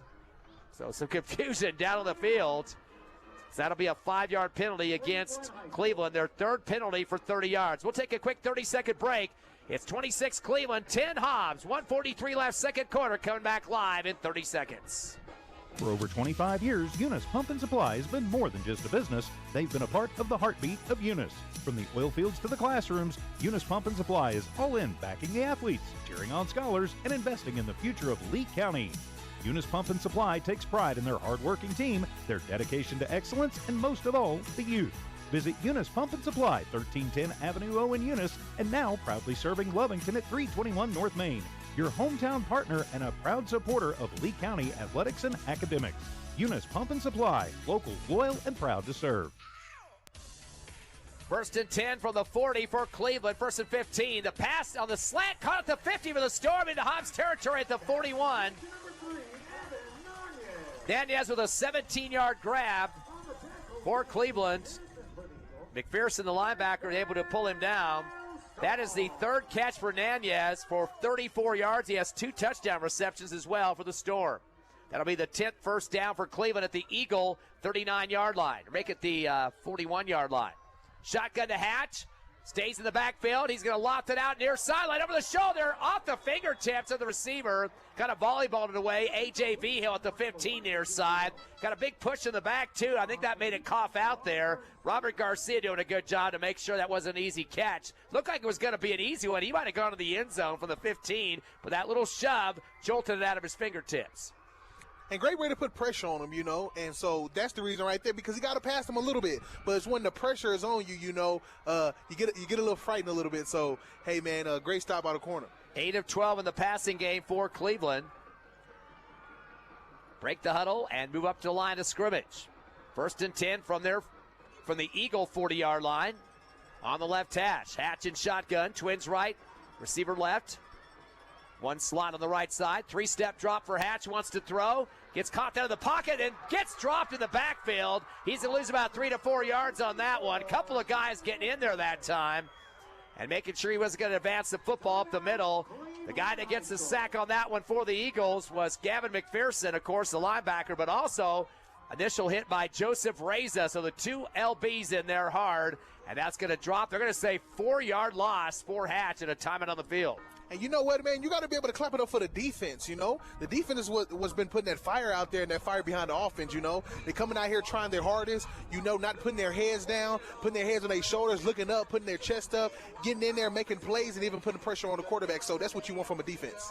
Should mention, too, that field goal earlier today by, of course, Beatty tied the single-season Hobbs record of 7 field goals. Thanks to Jason Farmer, the sports editor back in the Hobbs News-Sun, keeping up with all these big marks for the Eagles. Of course, we have a sack leader, record broken for the Eagles as well.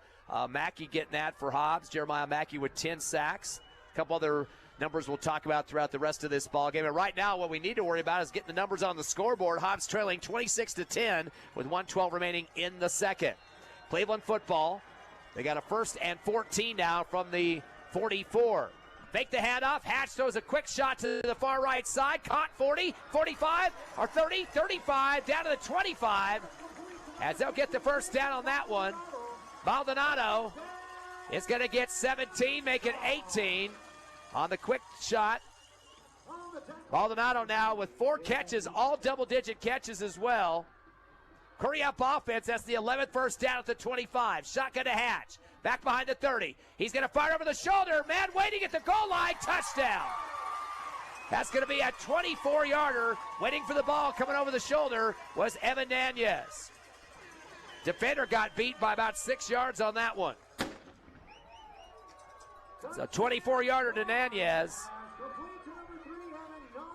That is his 3rd catch of the game for a touchdown. He had a 14-yarder, a 3-yarder, now a 24-yarder. And you know what? You got to watch out for these receivers on this team, man. They make sure to get open, and they make sure, you know, to catch that ball. And so as corners, you're going to have to really play up on your man. 58 yards, 4 catches for Nunez, 3 touchdowns. Triple I formation on the PAT 2-point conversion attempt here. Hatch underneath the center. Keep handing it off to that 3rd tailback. And they're going to fake it. Rolling left is Hatch. He wants to throw. And just kind of dart throw to the goal line, waiting for it left pylon, and nobody covered him up. Troy Logan, the middle linebacker and receiver on the offensive side, actually plays running back too. He scores. Nobody there for the Hobbs Eagle defense on the 2-point conversion. So extending the lead for Cleveland, 34-10, 52 seconds left here in the second. Stay with us live here with the semifinals in Rio Rancho. Hobbs and Cleveland, 30 seconds away. For all your grocery specials, shop Thriftway and La Tienda in Hobbs. The best deals in fresh produce, fresh meat, and vegetables, frozen and dairy, health and beauty, and so much more. With the friendliest and most knowledgeable staff, Thriftway and La Tienda. For all your grocery specials, come on down to La Tienda, 400 East Marland, and Thriftway, 1317 North Turner in Hobbs. Best of luck, Eagles, from all of your friends at Thriftway and La Tienda grocery stores.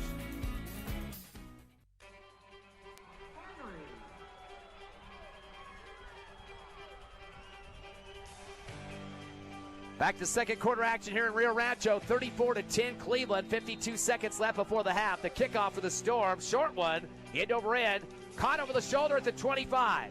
Brought up the left hash, spin move, and going down for about 2 yards extra on that one, and then the big rugby scrum.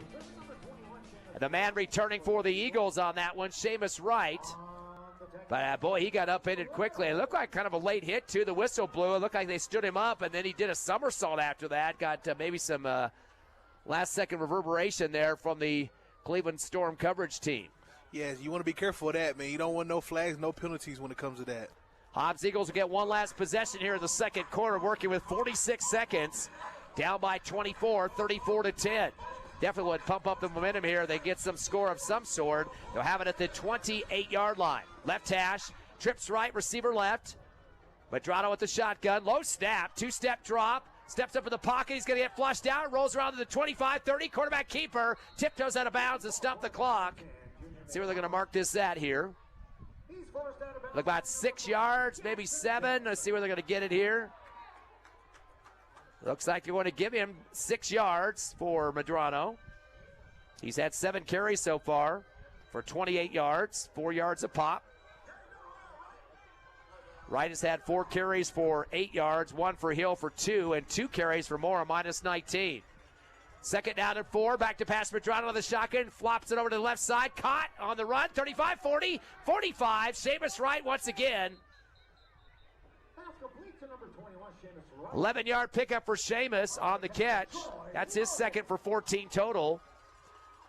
Eagles are now 6 of 9 in the passing game. Their 4th first down. They'll move it up to the 45-yard line, still on their side of the field, though. Clock is going to run. They said he stayed in bounds. 25 seconds of ticking, 34-10 Cleveland. Hurry up offense now on the 45, 1st and 10. Twins left and right. Medrano in the backfield with Seamus Wright. Brings a man in motion left to right. And a roll right now for Medrano, who wants to throw. Throws the out route, caught by Justice French at the 43-yard line. That'll be a 12-yard pickup for French. That's his 3rd catch, 7th reception for the Eagles out of 10 attempts. He's got 51 yards of receptions for French. That's the 5th first down. Hurry up offense to the 42. And they're just slap it down to the ground, does Medrano, to stop the clock. Yes, man. You gotta if you're gonna think about scoring at this point in time, man, you're gonna have to be very strategic. But hey, Ty, at this point, man, 3 seconds before the second half, what would you do? I don't know, but they got to make sure that if they're going to pass, if they don't go with the long ball, they got to get it to the sideline and get out of bounds. That's important to get the clock stopped. We've had 7 completions so far. Second down and 10 now from the 42-yard line. Twins right and left. Medrano in shotgun again. 2-step drop back to the 50. He throws it up in the air. High up, a helium throw, and it's going to be intercepted at the 28-yard line, brought back across the 30. He just lofted that thing up, way up in the air. I'm not quite sure why he threw that so high. They had to get some players off the field, some extracurriculars going on there. So an interception for the Eagles. That'll be their 2nd of the half. Also had 2 fumbles, 4 turnovers already. And coaching staff for Cleveland and the Hobbs Eagles staff is out of the field. Oh, wait a second. They're going to erase the INT, roughing the passer. Boy, Eagles dodging a bullet on that one. So erase the INT. That will be a 15-yard penalty against Cleveland. So no interception. The dirty hands roll for referees, meaning if you do something bad that causes a turnover, the offense retains possession.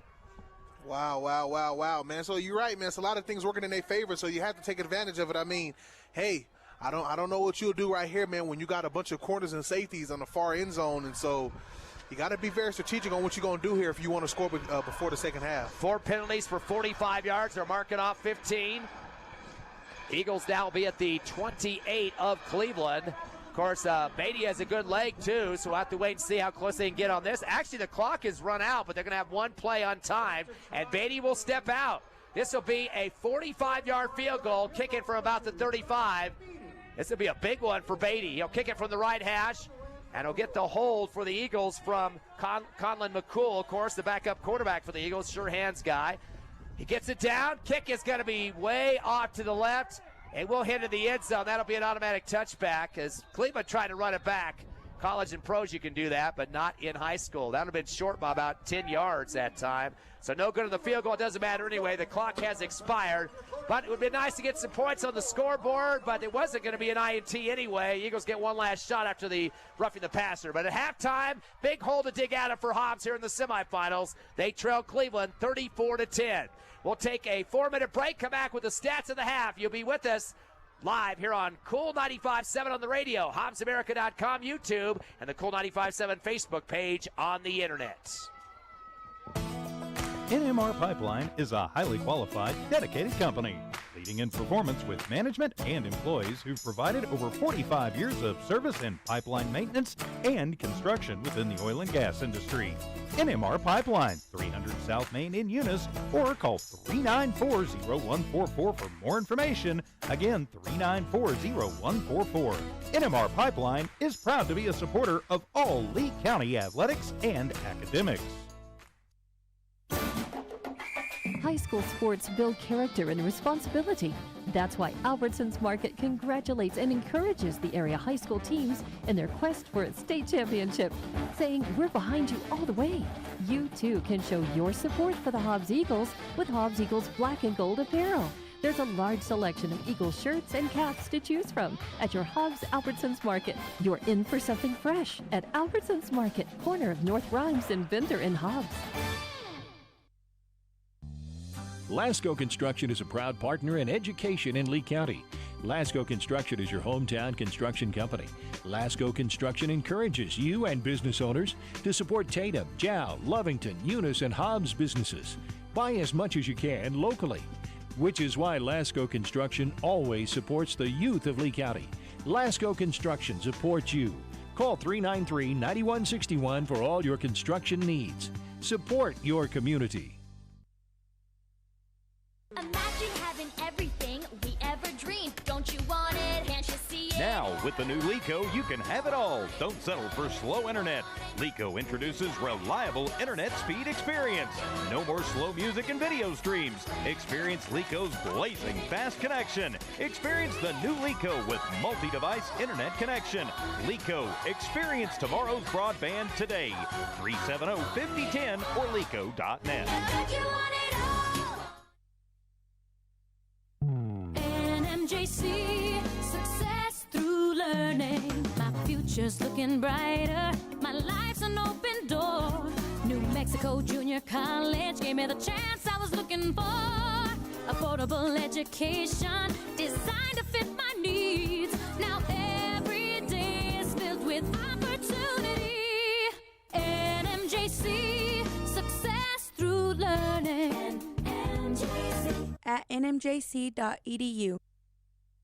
Outlaw Grill, the perfect spot for family dinners and date nights. Craving something extraordinary? Outlaw Grill serves up delicious fire-grilled steaks, fresh seafood, and authentic Italian pasta, flavors you won't find anywhere else. Dine in or call ahead for a quick and easy gourmet meal in Hobbs, 575-392-2012, or the Eunice location, 575-942-2466. Proudly supporting Lee County athletics and academics, Outlaw Grill is your go-to for great food and community spirit. Come taste the difference at Outlaw Grill today. Oh, yes! Strike! Good times, baby! Definitely good, healthy fun with family and friends is what you get at Bel Air Bowl, the only place to bowl for nearly 100.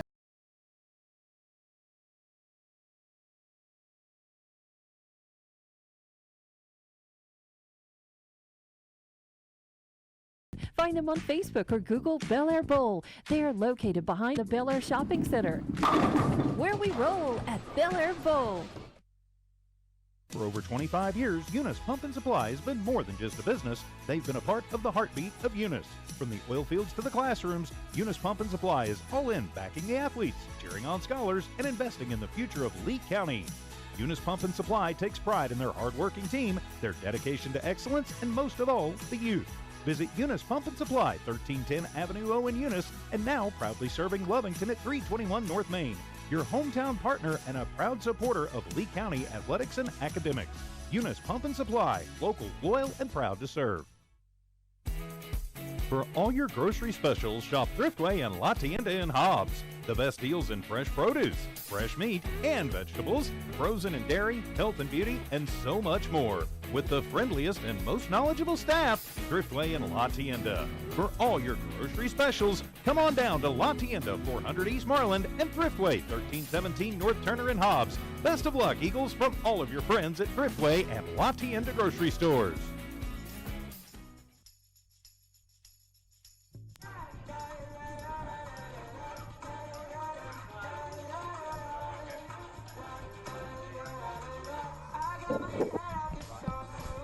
How much time?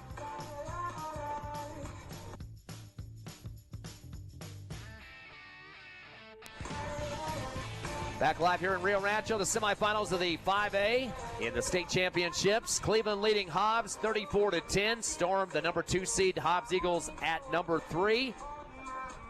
As we'll get you some stats here. First of all, for the Storm, their top rusher so far is Bustillos, 8 carries for 67 yards. He had a long of 33 on his second carry of the ballgame. Has not scored yet, though, on the ground. Maldonado with 2 carries for 20 yards, second in the rushing numbers. Also with a 14-yard run for a score was Evan Nanez, the receiver, coming on a reverse. A couple other guys that did get carries in the first half. Xavier Montoya Chavez, 1 for 4. Hatch, 2 for 2 total. So they had 5 different runners or rushers in the first half of action for 109 yards. In the passing game, they've completed 10 of 16 so far. Maldonado has 4 catches for 65 yards. Every one of his catches for double digits, but no score yet in the passing part. 4 catches as well for Evan Nunez, 4 for 55, or 4 for 58. He has a 3-touchdown day so far, 14 yards, 3 yards, and 24 yards. 3 of his 4 catches for double digits. And a couple other receivers with catches for 21 and 33 yards. So they're again 10 of 16 for 174 yards in passing in the first half for the Storm. Total offensive yardage so far, 283. 109 in the run and 174 in the passing game. They've had 4 penalties in the first half for 45 yards. 1 interception, that was picked up by Zimbardi, the linebacker for the Eagles. And 11 first downs as well for the Cleveland Storm. For your Hobbs Eagles, the top rusher, Junior Medrano, with 7 carries for 28 yards, is yet to get a double-digit run so far, but definitely working on that. Seamus Wright has 4 carries for 8, and Demarion Hill with 1 carry for 2 yards. So 3 rushers so far in the first half. Hobbs only a total of 38 yards rushing in the first half. Again, 28 for Medrano, 8 for Wright, and 2 for Hill. In terms of the passing game, Eagles are 7 of 11 so far. 3 catches for Justice French for 51 yards. And all 3 of those double digits, 29, 10, and 12. 2 for the Eagles in the passing game as well. Off the receptions for Seamus Wright coming in the backfield for 14 yards. Beatty caught a touchdown throw for 13 yards. And one other guy making a catch is Edgar Zubia for 4 yards. Again, 7 of 11 for 82 yards off the arm of Medrano. Total yards in the first half for the Eagles, a total of 120, 38 in the running game and 82 in the passing department. Eagles have fumbled away the ball twice, thrown 1 interception, had a second interception, but luckily it was a roughing the passer penalty against Cleveland, which erased a second INT, but still 3 turnovers, 2 turnovers on downs as well, and a punt for the Hobbs Eagles. Hobbs have had a couple of penalties, so not a real damage there, 2 for 20 total. 5 first downs in the first half for Cleveland compared to 11 for the Hobbs Eagles. Once again, your score at the half. Cleveland 34, Hobbs 10. We'll come back with you in 3 minutes to get ready for second half action live on HobbsAmerica.com, YouTube, and on Cool 95.7 on the radio. NMR Pipeline is a highly qualified, dedicated company, leading in performance with management and employees who've provided over 45 years of service in pipeline maintenance and construction within the oil and gas industry. NMR Pipeline, 300 South Main in Eunice, or call 394-0144 for more information. Again, 394-0144. NMR Pipeline is proud to be a supporter of all Lee County athletics and academics. High school sports build character and responsibility. That's why Albertsons Market congratulates and encourages the area high school teams in their quest for a state championship, saying we're behind you all the way. You too can show your support for the Hobbs Eagles with Hobbs Eagles Black and Gold apparel. There's a large selection of Eagles shirts and caps to choose from at your Hobbs Albertsons Market. You're in for something fresh at Albertsons Market, corner of North Grimes and Venter in Hobbs. Lasco Construction is a proud partner in education in Lee County. Lasco Construction is your hometown construction company. Lasco Construction encourages you and business owners to support Tatum, Jow, Lovington, Eunice, and Hobbs businesses. Buy as much as you can locally, which is why Lasco Construction always supports the youth of Lee County. Lasco Construction supports you. Call 393-9161 for all your construction needs. Support your community. Imagine having everything we ever dreamed. Don't you want it? Can't you see it? Now, with the new Lico, you can have it all. Don't settle for slow internet. Lico introduces reliable internet speed experience. No more slow music and video streams. Experience Lico's blazing fast connection. Experience the new Lico with multi-device internet connection. Lico, experience tomorrow's broadband today. 370-5010 or lico.net. NMJC, success through learning. My future's looking brighter. My life's an open door. New Mexico Junior College gave me the chance I was looking for. Affordable education designed to fit my needs. Now every day is filled with opportunity. NMJC, success through learning. NMJC. At nmjc.edu. Outlaw Grill, the perfect spot for family dinners and date nights. Craving something extraordinary? Outlaw Grill serves up delicious fire-grilled steaks, fresh seafood, and authentic Italian pasta, flavors you won't find anywhere else. Dine in or call ahead for a quick and easy gourmet meal in Hobbs, 575-392-2012, or the Eunice location, 575-942-2466. Proudly supporting Lee County athletics and academics, Outlaw Grill is your go-to for great food and community spirit. Come taste the difference at Outlaw Grill today. Oh, yes! Strike! Good times, baby! Definitely good, healthy fun with family and friends is what you get at Bel Air Bowl, the only place to bowl for nearly 100 miles around. You can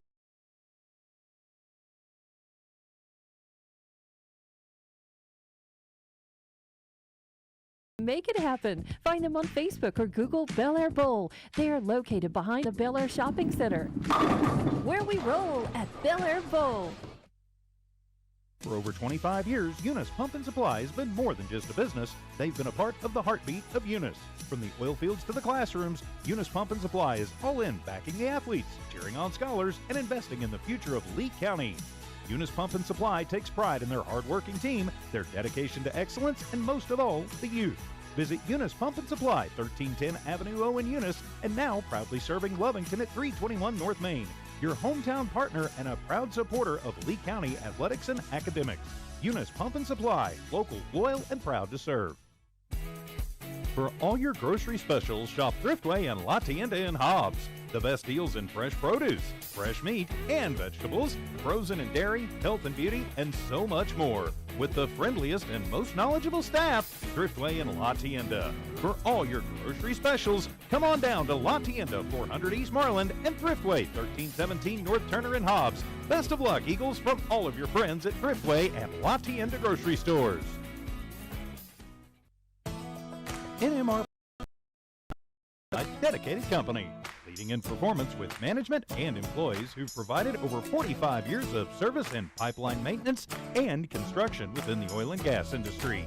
NMR Pipeline, 300 South Main in Eunice, or call 394-0144 for more information. Again, 394-0144. NMR Pipeline is proud to be a supporter of all Lee County athletics and academics. High school sports build character and responsibility. That's why Albertsons Market congratulates and encourages the area high school teams in their quest for a state championship, saying we're behind you all the way. You too can show your support for the Hobbs Eagles with Hobbs Eagles Black and Gold apparel. There's a large selection of Eagles shirts and caps to choose from at your Hobbs Albertsons Market. You're in for something fresh at Albertsons Market, corner of North Rhymes and Venter in Hobbs.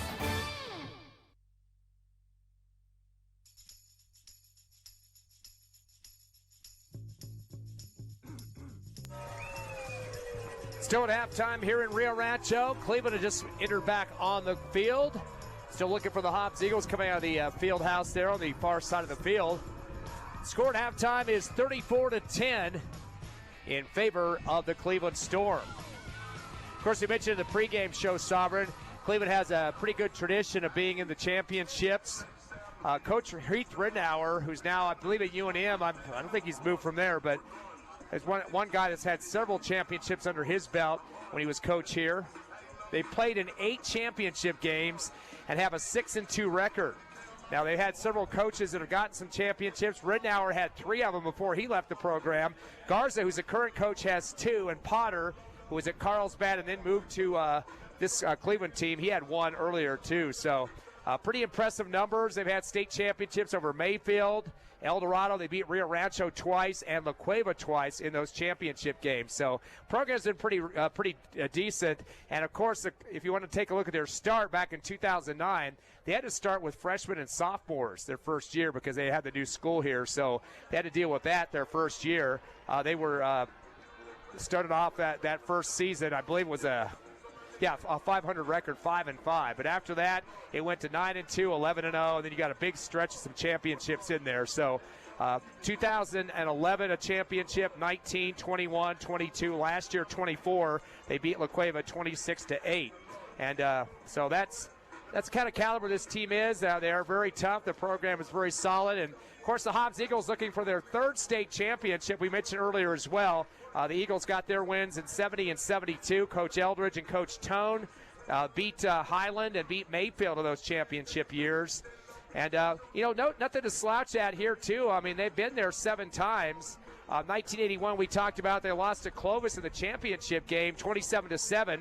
Doug James, the coach of the Eagles back then. Eric Roadhouse, who was with Clovis and a big-time coach from the Wildcat program, had 5 championships with that one against the Eagles, then 4 more after that in a row. So that was kind of a powerhouse at that point. So 7 championship games for the Eagles, 2-5 record there. 1965, they lost to Highland. 1969, lost to Artesia. And then the 70-72 seasons, they had those championship wins. 73 lost to Clovis. 74 lost to Del Norte. 81 was that game we just talked about, lost to Clovis. So a couple of times been against an arch rival, the Clovis Wildcats. Yeah, man.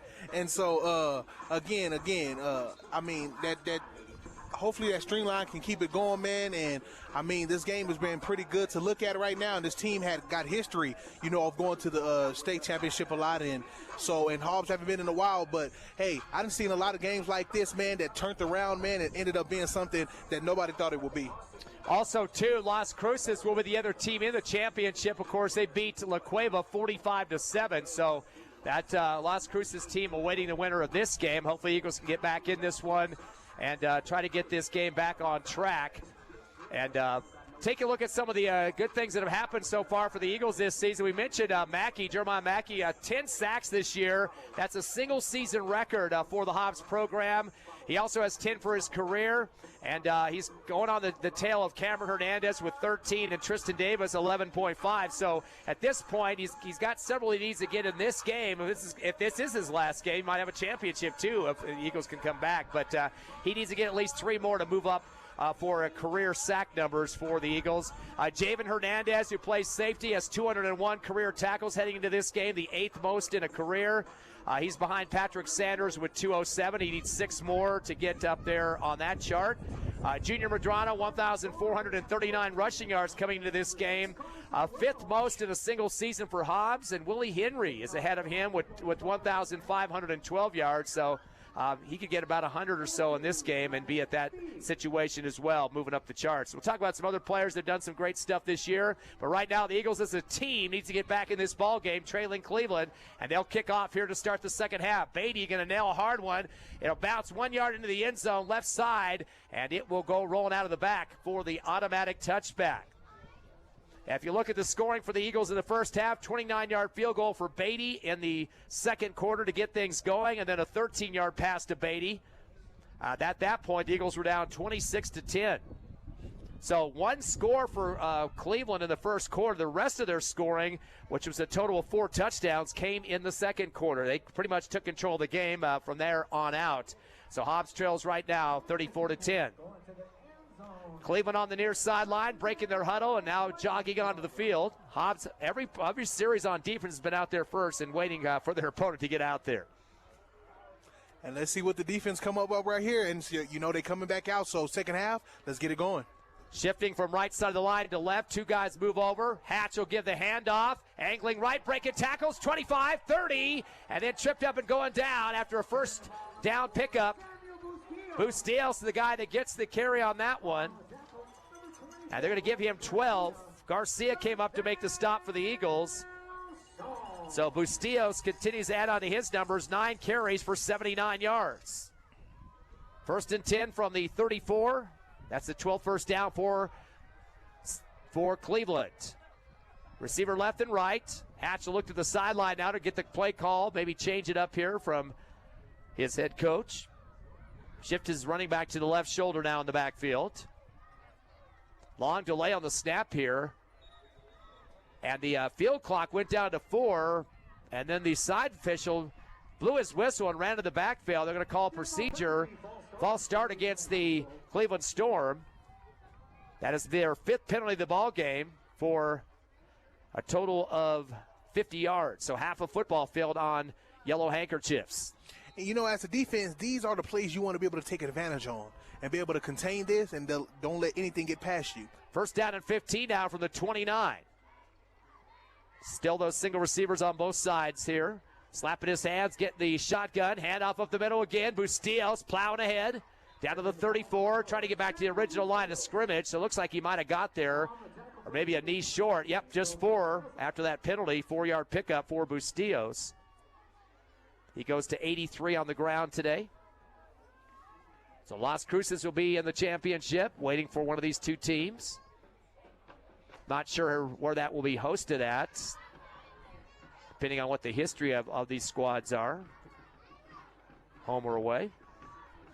Second down, and I guess they gave him 5 on that one, so second down and 10 from the 34. Trips left, all bunched together. They're going to go with a quick shot to the near sideline, screen pass, and a diving catch at the 31. That's actually going to be a loss a couple of yards. And, you know, wait to be there by the corner, you know. Even though he had another defender blocking him, he was still able to reach around him and still be able to grab the receiver. Yeah, give the credit on that one for the Eagle defense. Robert Garcia, the right corner, right in front of the Cleveland bench near sideline right. Loss of 2 on the play. Second down and 12 now for Cleveland. Or actually third and 12. Cleveland take a lot of time in the huddle. Receivers already exited. They're kind of looking back, wanting to know if anything's changed. Twins right, receiver left. Hatch and Bustillos behind him, 2 in the backfield. Brings him out of motion left to right. That's A.J. Vigil. Fake the handoff, back to pass, just dancing around, no pressure. They'll throw the post route to the 50, caught in Hobbs territory, 40, 30, 25, 20, 15, 10, left sideline, 5, and touchdown. This a breakaway that time.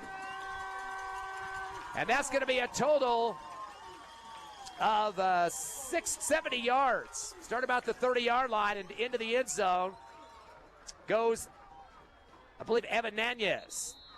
Yep, Evan Nanez. Boy, that kid continues to light it up for Cleveland. That'll be his 4th touchdown of the ball game. You got to watch out for open field like that. You want to make sure to have somebody there to be able to cover that up. Because, man, with open field like that and with a quarterback that Cleveland has, man, he will take advantage of that. Actually, 66 yards on that play for Evan Nanez. That's his, like I said, his 4th touchdown. 5 catches for 121 yards so far in those 4 touchdowns. Whoa, boy, big game going on in Lovington still. Artesia leading 21-17 over the Lovington Wildcats. That's a semifinal game in the division beneath this one. So I know we have that broadcast on HobbsAmerica.com as well. Also the YouTube Lovington Sports page if you want to check that one out. Injured Hobbs Eagle leaving the field now and being helped out, and it looks like possibly a left ankle issue. Javen Hernandez, what a bad blow for the Eagles. The safety, one of their best tacklers on the team, also a member of the Hobbs Eagle basketball team that didn't get to play last night. Big win for the Eagles at Tasker Arena, of course, over Brownfield, 30-plus. But, boy, that doesn't look good. Hernandez is not getting off by himself. He's being lifted off the field currently. Boy, I hate to see that. They're getting ready for the PAT. They're actually going to kick this one for Cleveland. They have to wait for Hernandez to exit. As Cleveland got a blocked field goal earlier that did get knocked into the end zone. That was at the expiration of the half. So got everything taken care of. Hernandez is on the sideline under serious supervision right now. Like I said, it appeared to be either left ankle or leg issue. Kick is going to be blocked again. Boy, Eagles get right in there to slap it down. That was Adrian Mora. As that's the 2nd block of the game for the Eagles on the special teams. I think that's why we figured out finally that Cleveland doesn't do a lot of kicking. We've seen it twice happen with blocks by the Eagles. Yeah, man. And Moore gets in there every time, man. We've been seeing him doing things like this, from the whole season, from district, all the way from the first of the game. So, man, yeah, you're right. That's why they love to go for twos. But Nunez with his 4th touchdown off a 66-yard pass puts his Storm up 40-10 with 9:24 left in the third quarter. Take a quick break, 30 seconds, and back live here on the Hobbs Eagle Network, the semifinals in Rio Rancho. Lasco Construction is a proud partner in education in Lee County. Lasco Construction is your hometown construction company. Lasco Construction encourages you and business owners to support Tatum, Jow, Lovington, Eunice, and Hobbs businesses. Buy as much as you can locally, which is why Lasco Construction always supports the youth of Lee County. Lasco Construction supports you.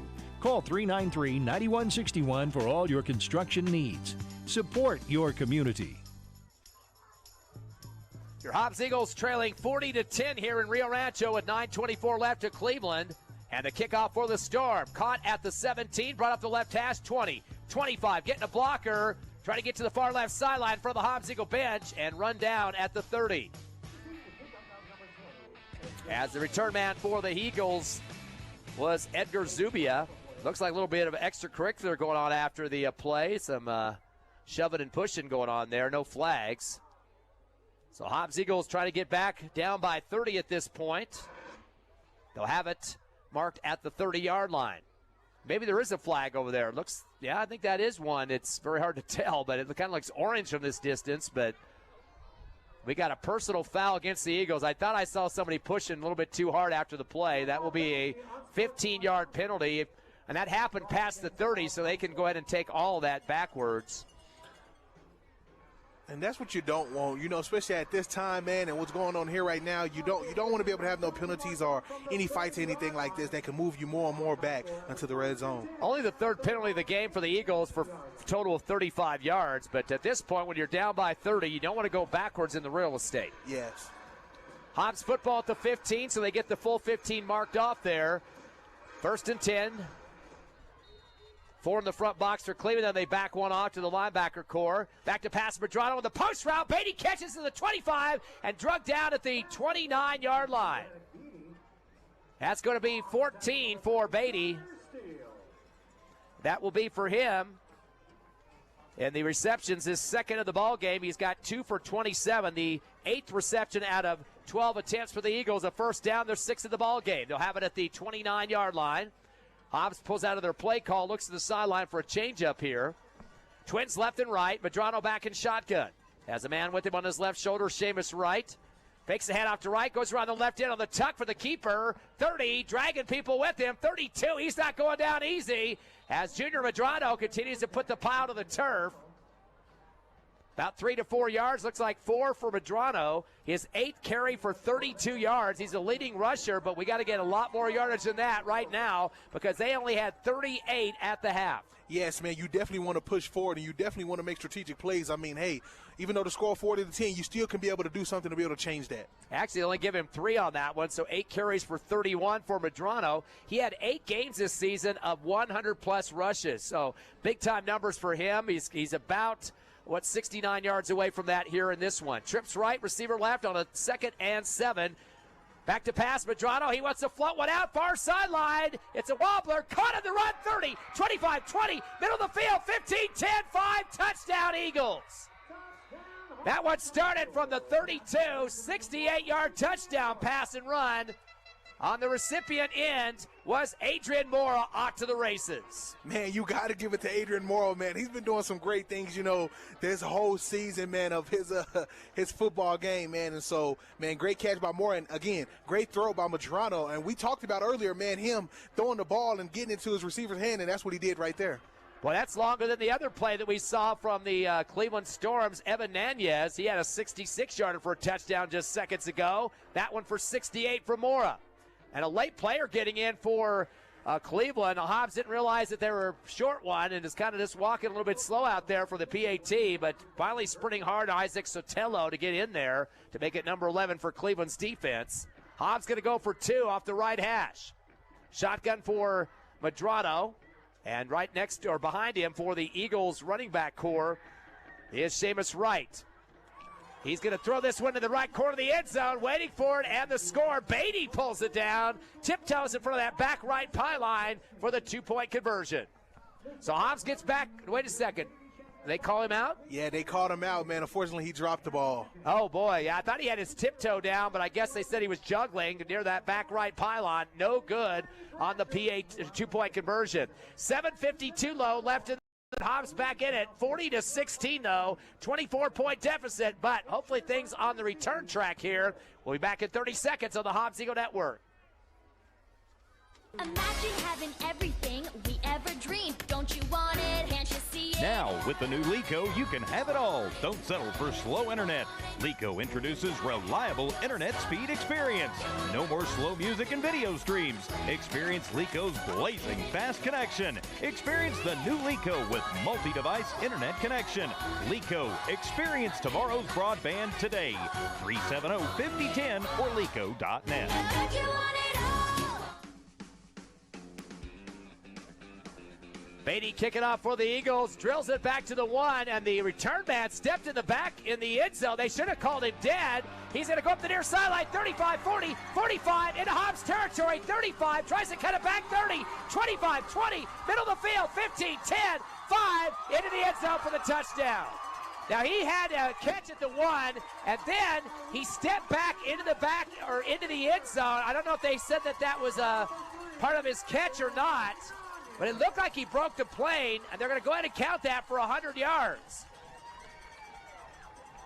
It looked like he caught it at maybe the half a yard line, and then looked like he had forward momentum and then stepped back. So maybe they're just going to say it was part of the catching motion. I don't know, but I thought they might have called that an automatic touchback. But a 100-yard return for the touchdown. Wow, man. That's something that you do not want to see, man, especially as a, defense or a coach, You want to be able to stop plays like that and stop returns like that. Now the kick for the PAT. They are going to put it through the uprights for the extra point.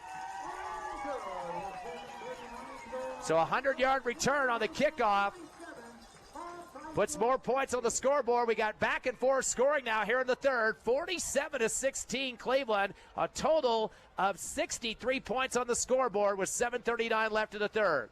Back in half a minute on the Hobbs Eagle Network. NMJC, success through learning. My future's looking brighter. My life's an open door. New Mexico Junior College gave me the chance I was looking for. Affordable education designed to fit my needs. Now every day is filled with opportunity. NMJC, success through learning. NMJC. At nmjc.edu. Back live here in Rio Rancho, the semifinals. Hobbs Eagles trailing 47-16 after a 100-yard return for Nunez, and that kid continues to score for this squad. He had a 14-yard rushing touchdown and also 4 pass receptions for touchdowns. Make it 6 TDs on the game, and he's doing it more than one way. Yes, man, he's doing it all around him, man. That's what you see, and that's what you call skill. And I mean, hey, they got to be able to make a stop to him. Getting ready for the kickoff. The Cleveland Storm, a lot of back and forth scoring here in the third. They'll keep this low. A wobbler caught at the 11 for the Eagles with a fake handoff at the 20, 25, 30, near sideline, 40, 45, 50, 1 to beat. Cutting back is Mora and brought down at the 42 to save a touchdown going the other way. Boy, Mora has been putting on the Pistons and cylinder up the field in this game as he gets it into Cleveland territory. So the kickoff return coverage teams aren't doing so good of a job for either squad the last couple of plays on the kickoffs. Yeah, because, man, Moore right there, he's a player, man. He's going to make sure to play, and that's what you do. No matter what the scoreboard looks like, no matter how many, seconds, the minutes up on the clock, you still play hard, and that's what Moore's doing out there. Eagle football as they trail 47-16, down by 31 with 7:29 remaining here in the third. Not much time has gone off that clock here in the third as well, Sovereign. Yes, man, and that's right, and so you want to be able to, get as much advantage you can at this time. 1st and 10 for the 41 of Cleveland. Back to pass. Medrano going to throw the out route, kind of a floater, and a little bit too far to the right in front of the Cleveland bench. Incomplete. It was caught, though, for the Eagles, but they're going to say he did get it in. Bounds. Justice French. Good effort there, though, for Justice. Ball just floated out too close to that black and maroon sideline. and I see he tried to put his feet in just a little bit, but couldn't quite get it all the way. And I believe, man, the passing game is working right now. So, hey, if I had to tell the coach something, man, hey, let's keep it going to the passing game. Eagles are 9 of 14 in the passing department. 2nd and 10 from the 41. Man in motion, Beatty right to left. Trips left. Rolling left, Medrano, the quarterback, out of the shotgun. Pump fake, rolls left to the 45. Tries to get outside. Is strung around and thrown out near the sideline. I think the ball came out. He has fumbled it forward. He gained 3 and gave it back to Cleveland at the 40-yard line on the fumble. Well, there's a late flag. I'm not sure if it was after the play or not, dead ball foul or not. If it's a dead ball foul, it would still be a turnover. Did it happen after the play is the question. A 3-yard pickup for Medrano regardless. He's got 9 carries for 34 yards. And that was a fumble for the Eagles, their 3rd fumble of the contest, and an interception on top of that. Looks like they're backing it up against the Eagles, I believe. Unsportsmanlike conduct against Hobbs. That's their 3rd 15-yarder in the game, 50-yard total in terms of penalties. And that will put Cleveland into Hobbs territory.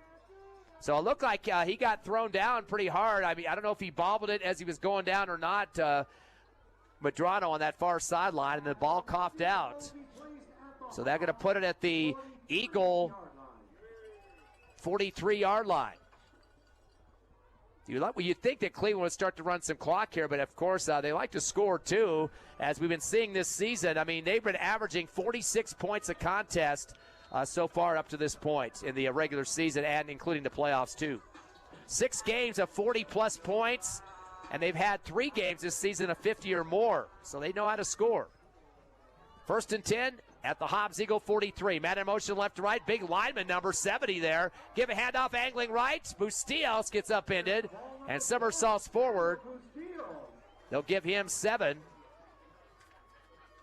Yeah, man, you want to be able to make stops like this, man. Even though the score is what it is, but you still want to play hard and make great stops. And you got to give it to the running back on Cleveland, man. He runs hard, and as he's running hard, you want to be able to play hard too as well. 11 carries for 91 yards for Samuel Bustillos, 9 shy of the century mark. I've never seen a lineman number going in motion like I just did from left to right there for Cleveland. This is a big kid. I think it was 70. I think the second digit was a 70 or a 0. Daniel Nieto Jr., 5'11", 255, was going in motion. 2nd down, ball at the 43. Go with the tailback give. Right side, 30. Heading far right sideline, 25, 20, 15. And continues the stutter step. Gets out to the 10, but there's a flag towards the end of the run. That was Logan, but I don't know if that's going to hit the full distance that he wanted on that one. I think there's a flag. 28-yard run for Logan. So 28 initially, the net gain. We're going to see what they mark it off here. I guess when it comes to income or paychecks, that'd be gross pay. Now we're going to get the net pay after you mark off the deductions here. So 28 yards on the carry to the 10. And the foul was at the 15. See what the net difference is here. Officials having long discussion. Haven't seen the signal for the actual foul yet. Being where it was, probably a legal block, I'd imagine. Usually out open field like that, somebody pushes in the back or tries to take somebody's legs out. We'll have to judge on how many yards they're marking this thing off. So far, it looks like it's 10. 10 yards, legal block. 25-yard line. First down. So they mark. That's a 10-yard penalty.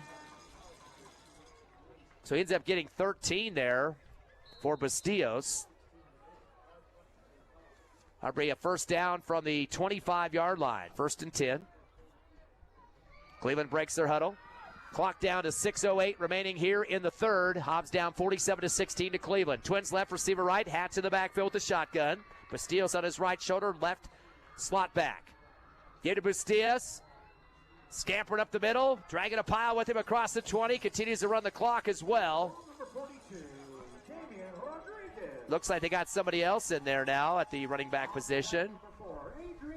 Adrian Moore, the guy that wraps him up.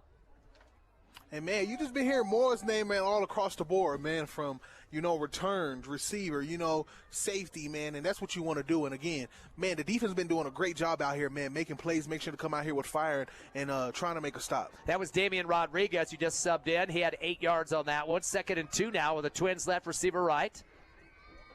Back to that tailback position side of Hatch in the backfield. Now he's going to go in motion left side. Back to pass. Hatch, 2-step drop, stays pocket, throws a flag route near the goal line on the right side, just shy of the pylon, but dropped.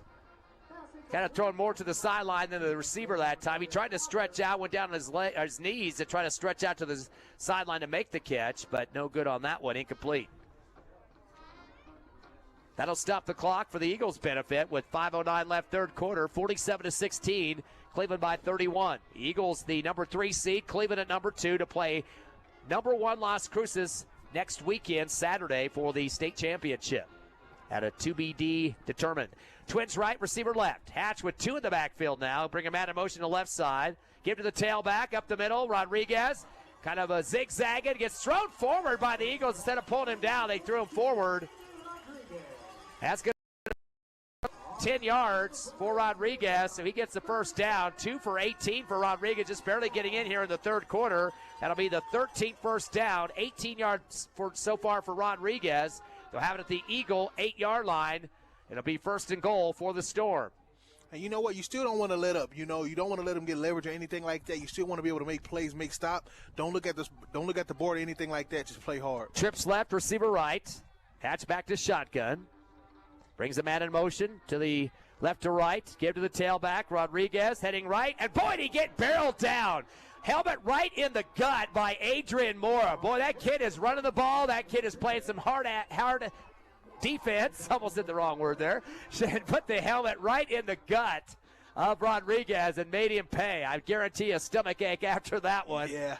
Almost had my tongue say what I didn't want to say on that one. Loss of 2 on the play there. I mean, it was that hard, and so Mora's out there, man. He's doing it all, man, and he's making sure to put it on his shoulders, man, and that's what you want to do. You do not want to look at the clock. You do not want to look at the scoreboard and the scores and everything. You still want to play hard. 2nd down and goal, just a loss of 1 on the play. From the 6-yard line. Got a slot left, receiver left and right. Rolling left is Hatch. He wants to throw. Heads to the near sideline. It's just going to run out of bounds. Don't know why you want to do that, though. You want the clock to run as he's going to. Let's see how many they give him on that one. I'm not even sure he got back to line of scrimmage. Might have actually gone back a yard, it looks like. -1 for Hatch on that one. Just didn't have anything open, so I guess he decided just to take it out. I think you just go down on the knee on that and let the clock continue to run here in the third quarter. Kind of a slow-moving quarter, too, and a lot of back-and-forth scoring with 100-yard returns for touchdowns and 68-yard touchdown, a 66-yard touchdown between 2 teams. 3:44 left. He went out of bounds to stop it. 47-16 Cleveland. 3rd down and goal from the 6. Shotgun to Hatch. And they're going to go with the reverse from left to right. And getting the ball around the right side is Vigil. Cuts up the middle, gets spun around and put down at the 5. All that sideline running or side back and forth running, and then finally gets up for about a yard. So Vigil does get the yard, but not much more than that. Zayden McPherson, the man that puts him down for Hobbs. Vigil usually a receiver, that time playing the running back on the reverse. Double reverse, actually. He gets 1 yard. Now they're going to keep him at the 6, so no gain on the play. His knee must have went down. Clock will continue to run, though. Inbounds at 3:20 left in the third. Cleveland looking at the sideline for the coach call here. 3 receivers right, 2 to the left side. It's a 4th down and goal from the 6. Big play here for the Eagle defense. 4 on the front line. Bunch of guys on that goal line there. 5 different players waiting for the Storm. 2-step drop for Hatch, wants to throw. Throws a post route wide open at the back of the end zone. Don't tell me that's Nunez again. Yes, it is. 6-yard touchdown catch. Nunez is completely ripping it up now. 6 yards on that one. One of his smaller catches of the game for touchdowns. His 5th receiving touchdown in the game. He's got 6 catches now. 2 of those for 72 yards total in the second half. Makes him 6 catches for 130 yards. And again, the 5 touchdowns. Kick is good for Cleveland. When it rains, it pours. Cleveland continues to roll here in the third. They made it over the 50 mark for the 4th time this season. 54-16 over the Eagles. 2:59 left in the third. Stay with us. 30 seconds and we're back live with the semifinals on the Hobbs Eagle Network. Outlaw Grill, the perfect spot for family dinners and date nights. Craving something extraordinary? Outlaw Grill serves up delicious fire-grilled steaks, fresh seafood, and authentic Italian pasta, flavors you won't find anywhere else. Dine in or call ahead for a quick and easy gourmet meal in Hobbs, 575-392-2012, or the Eunice location, 575-942-2466. Proudly supporting Lee County athletics and academics, Outlaw Grill is your go-to for great food and community spirit. Come taste the difference at Outlaw Grill today.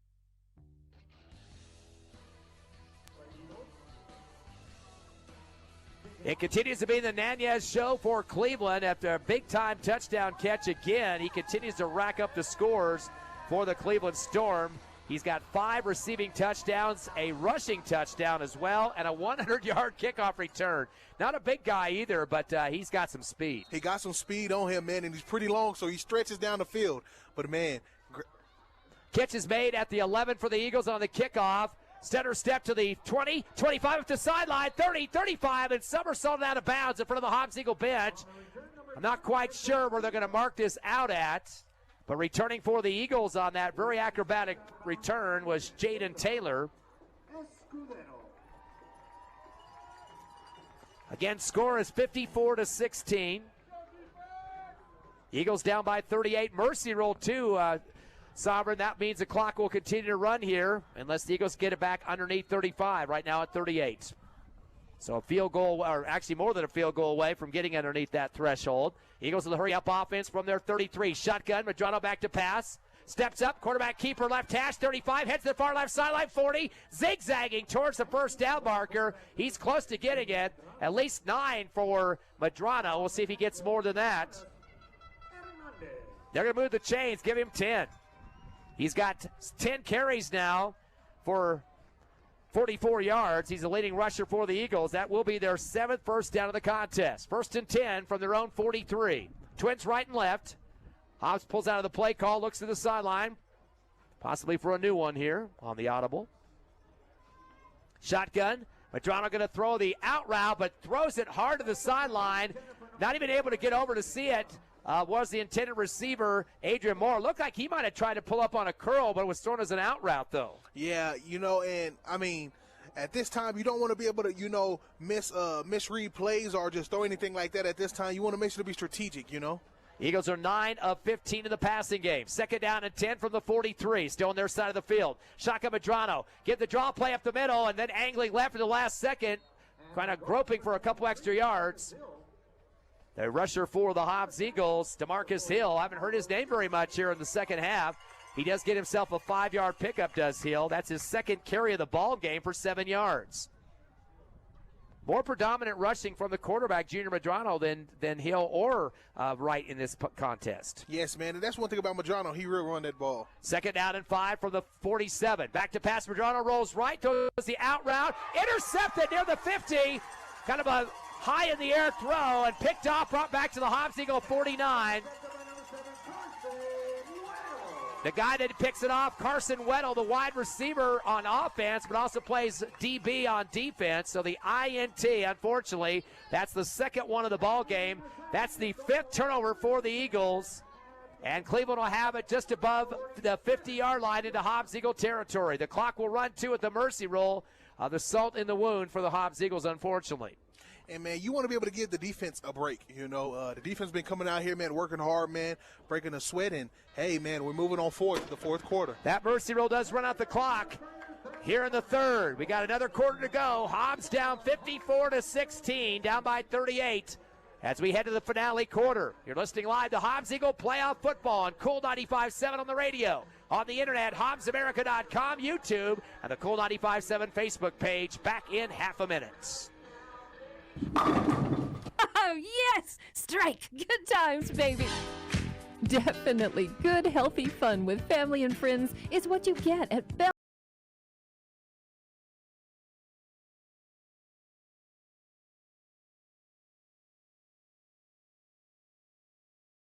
birthday party. Bel Air Bowl has got you covered and can make it happen. Find them on Facebook or Google Bel Air Bowl. They are located behind the Bel Air Shopping Center. Where we roll at Bel Air Bowl. 54-16 here in Rio Rancho. The Hobbs Eagles playing in the semifinals the first time since '81. We'll have an update for you on the Artesia-Lovington game here in just a minute. Cleveland football after an INT, their second of the ball game. And they'll have it at the Eagle 48-yard line. Twins or trips right, receiver left, shotgun for Hatch. He waits his time here, claps his hands, fakes the handoff, throws the comeback route to the line of scrimmage at the 45 and try to drive forward and does so. Maldonado with a 4-yard pickup on the catch. That's his 6th for 67 yards. 12th completion for Cleveland out of 19 attempts. Second down and 5. So they actually give him a little bit more than I thought there. They have it at the Eagle 43. And Cleveland going to take a lot more time in that huddle to keep that clock running. Yeah. And, I mean, it was a great tackle by Moore, too. And we see Moore, man, making a lot of plays. And, man, Cleveland just moving up the field. Trips left, receiver right for the Storm. They'll play possibly Las Cruces next week unless the Eagles can come back in this one here in the 4th. Shotgun coming for Hatch. 2-step drop, back of the 50. He's going to throw the out route. Caught near the 30-yard line. They're going to say his feet were in, too. That will be a first down. Chavez with an 18-yard pickup. That'll move the chains for the 14th time in the ball game. And you notice not a lot of pressure on the quarterback in this when we've seen some good pressure in the 2 Carlsbad games we've had recently for the Eagles. Yes, man. I mean, and again, hey, and this quarterback right here, man, you do not want to give him too much room or too much time within the pocket. Going to bring up a first down and 10 now from the Eagle 30-yard line. They'll move a slot from the left to the right. Shotgun Hatch, handoff around the right end, 30 near sideline, 25 from the Cleveland bench, 20. And then run out of bounds at the 17. Rodriguez will get 13 on that one. He's only been in here in this second half late. He's had 4 carries for 30 yards. That'll be a first down, the 15th first down of the ball game. Wow. And you know what? While this game is going on right here, man, there's more games going in the Lee County area. And not only Lee County, but Lee County teams. We got Eunice 42, Legacy Academy 18, third quarter. Lovington 24, Artesia 28, third quarter. Dexter 17, Hope Christian 0, fourth quarter. Eunice just playing down the road here in Bernalillo. Past that field as we came up to the game here today for the Hobbs Eagles. First down and 10 from the 18-yard line. As Cleveland trying to get another score. Screen pass near sideline. Quick read for the Eagles. That will be a catch. But Hobbs getting a major wrap up there. Not sure that'll even be a positive gain. That was Robert Garcia with a nice bear hug. Be a loss. It looks like 1 yard loss on the play on that quick screen to the near sideline. Double checking to see who that was on this side. I believe that was Chavez, -1. Was a completion, though. 14 out of 21 in the passing game. Second down and 11 from the 18. Shotgun again for Hatch. Brings a man in motion left to right. Fakes the handoff. 2-step drop. Fires the post route. Caught at the goal line and a touchdown. And that will be from 21 out, or 18. Maldonado with an 18-yard reception there for a touchdown. That's his first score of the ball game in the receiving corps. He's got 7 catches for 86 yards. 15th reception of the game for the Cleveland Storm. They're going to go with the kick for the PAT, so they kind of reverse course here in the second half to continue to kick the PATs. They've had 2 blocked in this game, and this one is good inside the right upright. So Cleveland adding on to the Mercy Roll score, 61-16, as they lead by 45 with 8:55 remaining here in the 4th. We'll come back live with more semifinal action on the Hobbs Eagle Network. For over 25 years, Eunice Pump and Supply has been more than just a business. They've been a part of the heartbeat of Eunice. From the oil fields to the classrooms, Eunice Pump and Supply is all in backing the athletes, cheering on scholars, and investing in the future of Lee County. Eunice Pump and Supply takes pride in their hard-working team, their dedication to excellence, and most of all, the youth. Visit Eunice Pump and Supply, 1310 Avenue O in Eunice, and now proudly serving Lovington at 321 North Main. your hometown partner and a proud supporter of Lee County athletics and academics. Eunice Pump and Supply, local, loyal, and proud to serve. We return to Rio Rancho, the semifinals of the 5A, as the Hobbs Eagles and the Cleveland Storm in a battle right beside the mountains here in Rio Rancho, New Mexico, down the road from Albuquerque. 61-16, though, favor of the Cleveland Storm. And I think if I remember right, this might be their biggest point total of the season. In fact, it is, because they came into this game with 3 games of 50-plus. And this would be the first in the 60 range. And it's kind of bad, though, it happens in the semifinals with a tough team like the Eagles that only lost 2 games this season at 9-2. Yes, man, this is it's great, man. Not a good look at the same time, man, but you got to keep it going. You got to keep it pushing, moving forward. End over end will be caught at the 8-yard line, brought up the near sideline for the Eagles on the left. And getting chased out of bounds quickly, the return man for Hobbs, Edgar Zubia, after about an 8-yard return. They're going to mark him out, looks like at the 19. Hobbs not having a lot of time to deal with as they have a mercy rule clock even running now as the two teams switch up offense, defense. 8:30 and ticking, 61-16 the score. Of course, the Hobbs Eagle boys basketball team has their second game today playing Sandia, and so do the Lady Eagles. Of course, Sandia is tough in both boys and girls basketball year after year, so that'll be on also HobbsAmerica.com and the YouTube Hobbs Sports page. You want to check out some basketball today as well. And Hobbs has been the first time since '81 that we've had this overlap, too, because usually they played some quarterfinal games in the playoffs but haven't made it to the semis. So this year's been a different story. Great team for the Eagles. Shotgun, Madrano takes the snap. Option to the right side. First option we've seen tonight. And then getting knocked down hard. There's a flag on the play. Maybe got ahead for a couple of yards. Looks like for the Eagles. Wait to see what the flag says, though. DeMarcus Hill appeared to get about 2 yards on that far right side. Well, it's hopefully not going to come back after the flag, though. Wow, man. So that's going to be a holding penalty. Wow. And I think they're going to be able to, that'll be, I think it's going to be half the distance, depending on where they threw the flag at. Yeah, the ball was at the 20, so if they get the hold, it's probably going to go back to the 10s. They can take the full yardage on that one, unfortunately, for the Eagles. So that'll be a penalty on Hobbs. That is their 5th penalty of the ball game for 60 yards total. And that'll back them up to the 10. First and 20 now for the Eagles at the 10-yard line. Shotgun. Back to the 3 for Madrano. 2-step drop. He's going to fire it. Fade route to the far sideline right in front of the Hobbs bench. Intercepted at the 45 in Hobbs territory. Justice Fritsch was the recipient, or trying to be the recipient on that one, but picked off. And that will be the 3rd INT of the ball game. Man, yeah, these are the things that you don't want at this time, man. You don't want to have the crowd get rowdy and everything like that, man. You just want to keep pushing forward and still be strategic when you're still doing plays, no matter what the score is. I believe that was Donovan Jamerson, the INT man for Cleveland. The worst part is in Hobbs territory. Hobbs has 3 INTs and 3 fumbles. That's 6 turnovers, 2 turnovers on downs, and a punt.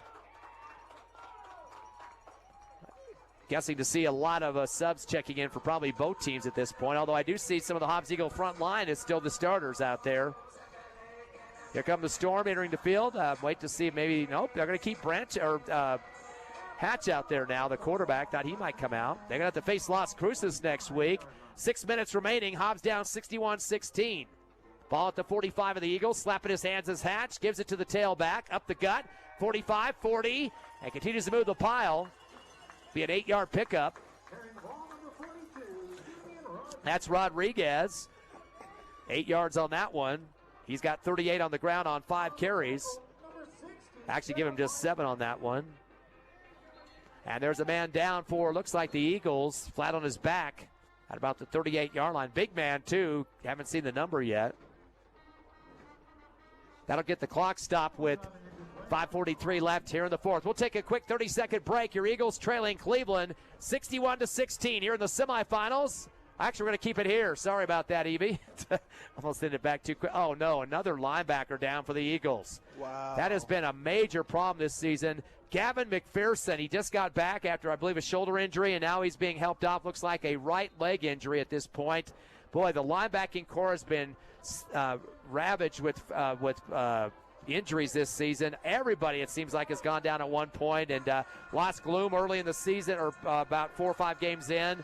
Didn't return, and several other guys going down as well. Back to live action, Cleveland football. Hatch with the shotgun, give it around the right side, then cut back up. 35, 30, 25. Continues to move down the field to the 20 and down to the 18-yard line. That's going to be Rodriguez again. That'll be 22 yards. Almanza wrapping up for the Eagles, but 22 yards for Rodriguez for Cleveland, his best run of the night or day. He's got 59 yards on the ground on 6 carries. First down as well for Cleveland, their 16th.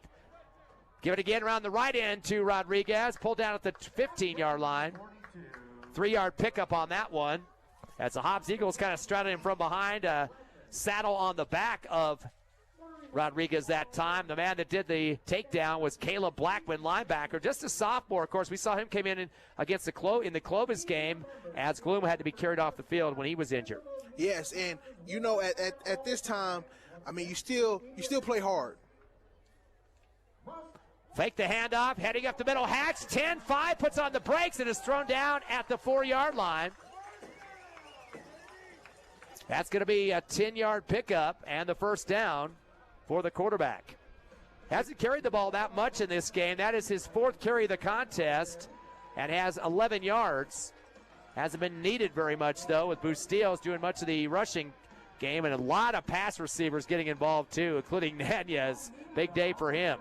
Ball at the 4-yard line. That was the 17th first down for the Storm. Clock down to 3:58 ticking with the Mercy Roll clock. 61-16. Eagles down by 45. Give the handoff up the middle. Rodriguez zigzagging his way into the end zone. 4-yard score for Rodriguez. Another point, another touchdown for Cleveland. That will end the game, too. The 50-point roll. Forgot about that one. 67-16. As the Hobbs Eagles losing to Cleveland by 51. 67-16 your final. Hobbs Eagles will end their season at 9-3. And Cleveland will advance to the state championship game. They're the defending state champs after winning last year. They will play Las Cruces next weekend.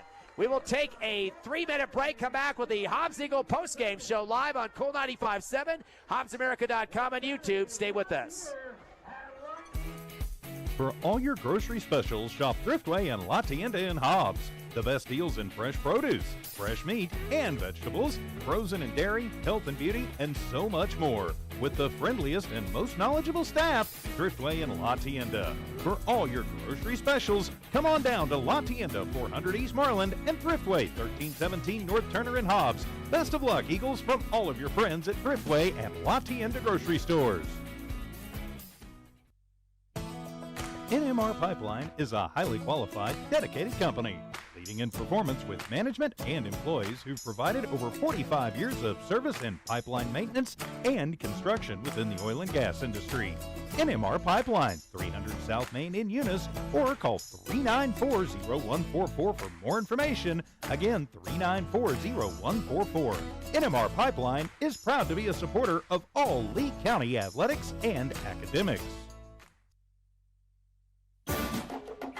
High school sports build character and responsibility. That's why Albertsons Market congratulates and encourages the area high school teams in their quest for a state championship, saying we're behind you all the way. You too can show your support for the Hobbs Eagles with Hobbs Eagles Black and Gold apparel. There's a large selection of Eagles shirts and caps to choose from at your Hobbs Albertsons Market. You're in for something fresh at Albertsons Market, corner of North Rhymes and Venter in Hobbs. Lasco Construction is a proud partner in education in Lee County. Lasco Construction is your hometown construction company. Lasco Construction encourages you and business owners to support Tatum, Jow, Lovington, Eunice, and Hobbs businesses. Buy as much as you can locally, which is why Lasco Construction always supports the youth of Lee County. Lasco Construction supports you. Call 393-9161 for all your construction needs. Support your community. Imagine having everything we ever dreamed. Don't you want it? Can't you see it? Now, With the new Lico, you can have it all. Don't settle for slow internet. Lico introduces reliable internet speed experience. No more slow music and video streams. Experience Lico's blazing fast connection. Experience the new Lico with multi-device internet connection. Lico, experience tomorrow's broadband today. 370-5010 or lico.net. NMJC, success through learning. My future's looking brighter. My life's an open door. New Mexico Junior College gave me the chance I was looking for. Affordable education designed to fit my needs. Now every day is filled with opportunity. NMJC, success through learning. NMJC. At nmjc.edu. Outlaw Grill, the perfect spot for family dinners and date nights. Craving something extraordinary? Outlaw Grill serves up delicious fire-grilled steaks, fresh seafood, and authentic Italian pasta, flavors you won't find anywhere else. Dine in or call ahead for a quick and easy gourmet meal in Hobbs, 575-392-2012, or the Eunice location, 575-942-2466. Proudly supporting Lee County athletics and academics, Outlaw Grill is your go-to for great food and community spirit. Come taste the difference at Outlaw Grill today. Oh, yes! Strike! Good times, baby! Definitely good, healthy fun with family and friends is what you get at Bel Air Bowl, the only place to bowl for nearly 100 miles around. You can grab a snack and bowl, play pool, or even video arcade. They're the perfect place for a birthday party. Bel Air Bowl has got you covered and can make it happen. Find them on Facebook or Google Bel Air Bowl. They are located behind the Bel Air Shopping Center. Where we roll at Bel Air Bowl. For over 25 years, Eunice Pump and Supply has been more than just a business. They've been a part of the heartbeat of Eunice. From the oil fields to the classrooms, Eunice Pump and Supply is all in backing the athletes, cheering on scholars, and investing in the future of Lee County. Eunice Pump and Supply takes pride in their hard-working team, their dedication to excellence, and most of all, the youth. Visit Eunice Pump and Supply, 1310 Avenue O in Eunice, and now proudly serving Lovington at 321 North Main. Your hometown partner and a proud supporter of Lee County athletics and academics. Eunice Pump and Supply, local, loyal, and proud to serve. For all your grocery specials, shop Thriftway and La Tienda in Hobbs. The best deals in fresh produce, fresh meat, and vegetables, frozen and dairy, health and beauty, and so much more. With the friendliest and most knowledgeable staff, Thriftway and La Tienda. For all your grocery specials, come on down to La Tienda, 400 East Marland, and Thriftway, 1317 North Turner in Hobbs. Best of luck, Eagles, from all of your friends at Thriftway and La Tienda grocery stores.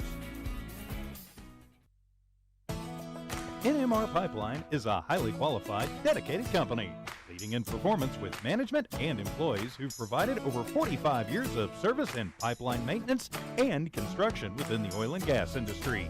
NMR Pipeline, 300 South Main in Eunice, or call 394-0144 for more information. Again, 394-0144. NMR Pipeline is proud to be a supporter of all Lee County athletics and academics.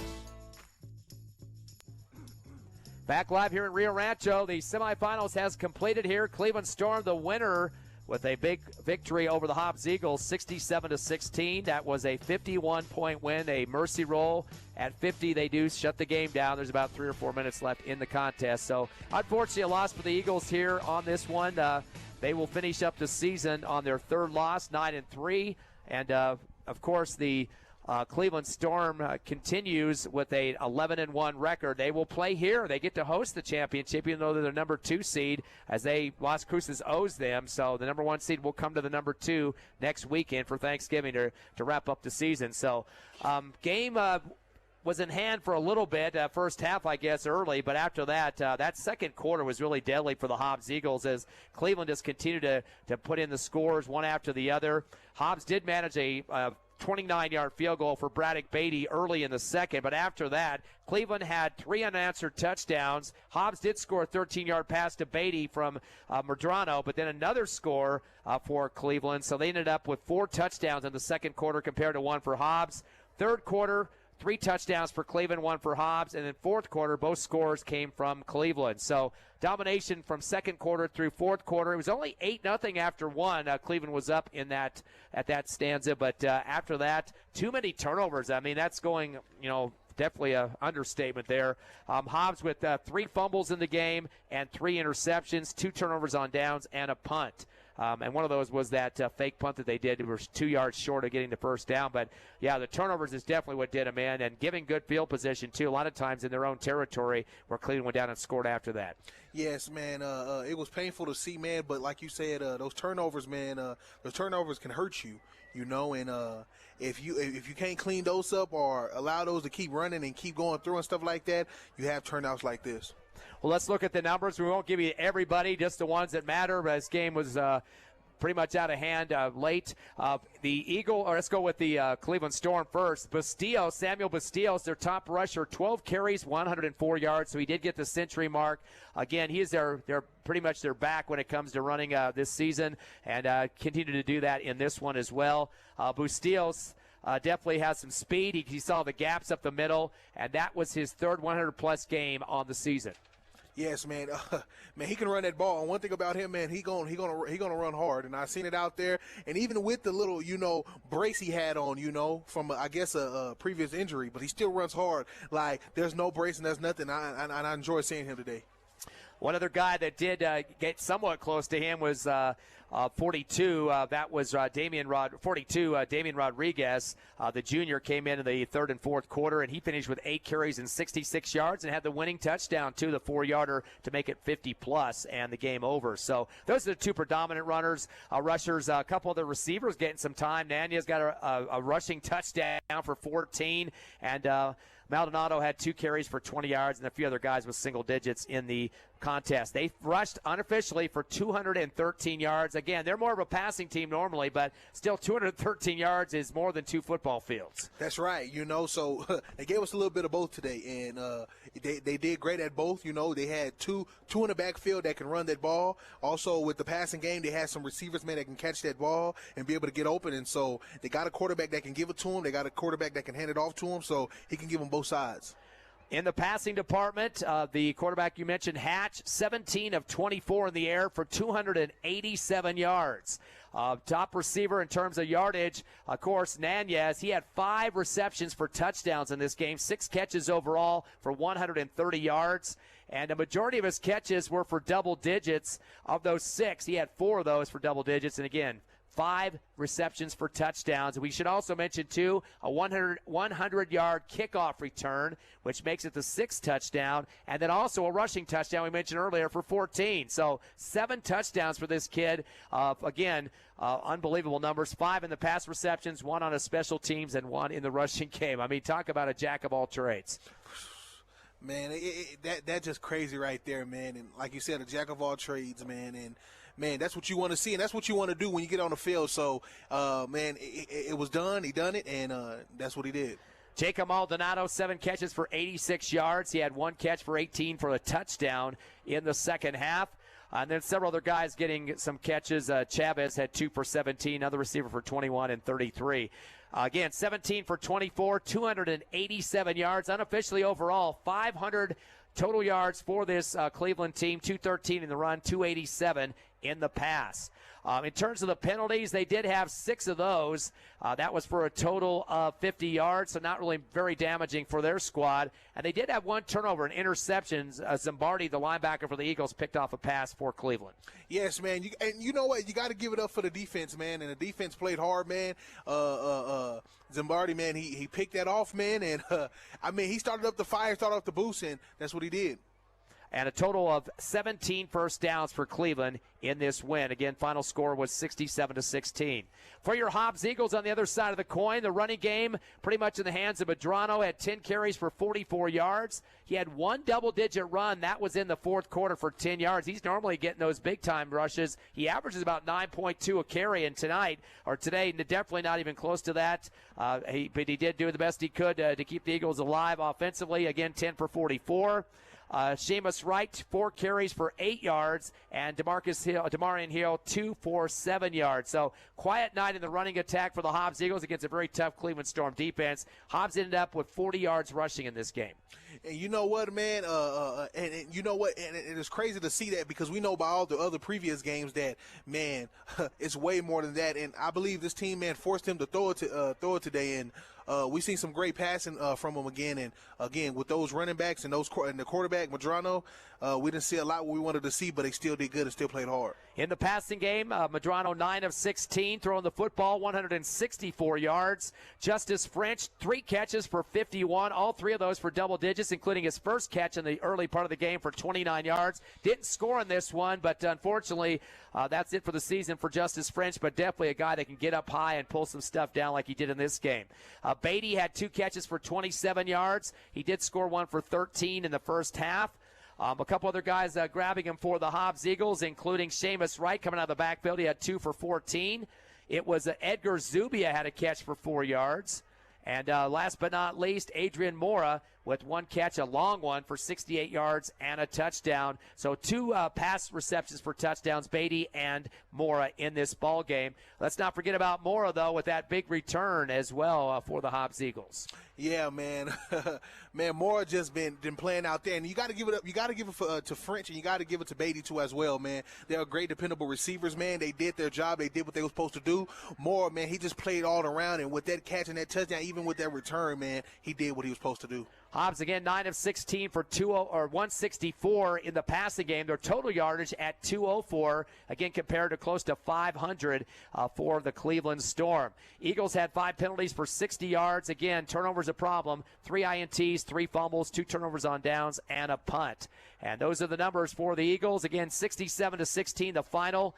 Winning by 51, the Cleveland Storm. Oh, by the way, Eagles had 7 first downs in the game. Storm next weekend will play Las Cruces High, the number 1 seed, as we mentioned. Storm will host that game as the number 2, even though you would think the number 1 seed would get that game at the Field of Dreams in Las Cruces. But because of the history, that means the last time they played in this late in the season that they played down in Las Cruces. So that's what you got.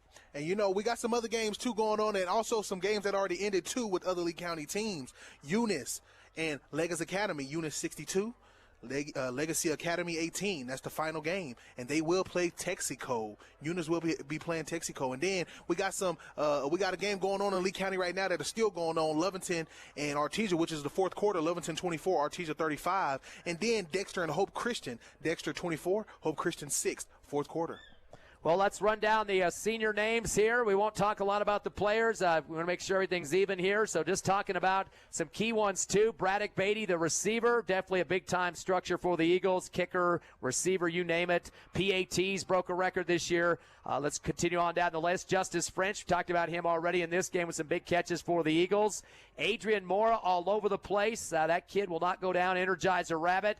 Samuel Zimbardi, the pickoff man, the INT in this game as the linebacker for the Eagles is going to be a graduate. Leo Jaquez, of course, a strong family when it comes to football, the DB. Josh Ortiz, who went down as an injury in this season, had 7 games under his belt, wide receiver for the Eagles. Uzziah Rios, a DB for Hobbs. Javen Hernandez, unfortunately, went down injured in this contest. Is playing basketball. Hopefully that doesn't affect that, but a strong performer at the safety position. He is going to be a graduate. Joseph Reza, the linebacker, getting some action in this game and some tackles for the Hobbs Eagles. Derry Rodriguez, the receiver for the Hobbs Eagles, will be graduating. And moving on down the list for Hobbs in the senior category, Aiden Gloom, of course, he was leading the team in tackles, and last year had, I believe, 100-plus, and went down injured in that Clovis game. Unfortunately, has not played since. Boy, he was a sore miss for the Eagles for the rest of the season. Offensive lineman Max Garcia, a big kid, 6', 260. Another senior, Hector Mendoza, offensive lineman. A lot of guys over the 220 mark this season for the Eagles. Very strong on the offensive line. Jeremiah Mackey, of course, he has 10 sacks this season. Broke a record for the Eagles. Definitely going to lose him with that 5'11", 255-pound frame. Very nimble on his feet, gets through that line of scrimmage, and he'll be a sore miss for the Eagles next year. Jaden Collins, offensive lineman for the Eagles at 280. Big man on the line for the Eagles. Nico Basaldua, also for the Eagles on the defensive line for Hobbs. Oliver Hernandez, offensive lineman at 265. He'll be a senior graduate. Isaiah Morales, an offensive lineman as well for the Eagles at 280. Boy, these guys are packing it in on that line, both sides, offense and defense. Dylan Sanchez, the senior defensive lineman at 260. Diego Argot, knowing him, doing a great job this season for Hobbs, the senior lineman. And the last but not least, the biggest number on the list, Mike Meredith. 6'2", 330. That guy gets around like a wide receiver or running back. Again, a good personality, too, for this team. We've got a good team leader, and a lot of people love his action out of the field. He'll be the final graduate, number 90, on this squad. Wow, man. A salute to all the seniors, man, for working hard this year, going up, playing hard, and not letting up and fighting all the way through their years of high school. And so, man, you got to clap it up for them and give them their flowers. Final score once again, the Hobbs Eagles losing to Cleveland here in Rio Rancho, 67-16 to go to 9-3 on the season. Championship game next weekend. Number 1 Las Cruces here at number 2 Cleveland for the 5A crown.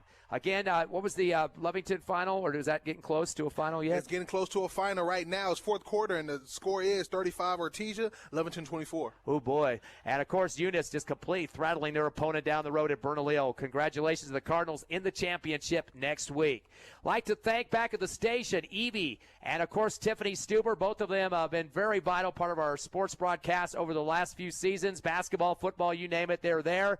Of course, thanks for being with me, Sovereign, this year. But first time up here in the football booth, and I hope you enjoyed it. Former wide receiver standout for the Hobbs Eagles. Yes, man, it's been fun. It's been good, man. I done watched some lovely football, man, and this whole season has been great, and I appreciate you, Ty, and everybody else back at the station for bringing me on, putting me forward, putting me here, and had a great time. I'd like to thank Coach Ken Stevens and the coaching staff, too, for being very helpful in hosting us, being able to come to their games on the road and at home, and always giving us stats and updates. I know a couple other coaches, too, that have been very vital for that. Don't forget Hobbs Eagle basketball going on today. They are taking on Sandia, their second game after a big win last night over Brownfield, Texas. So check that out on HobbsAmerica.com and YouTube. And the Hobbs Lady Eagles have played as well today against Sandia for some hoops action. We're going to be going full speed into hoops season here in the next few weeks. So thanks for joining in. Hopefully you'll do that with the hoops as well. Again, final score, 67-16. Eagles in their season here in Rio Rancho. Thanks for coming in with the weekend updates with the semifinals, and hope you have a great Thanksgiving this coming week, Thursday. Adios.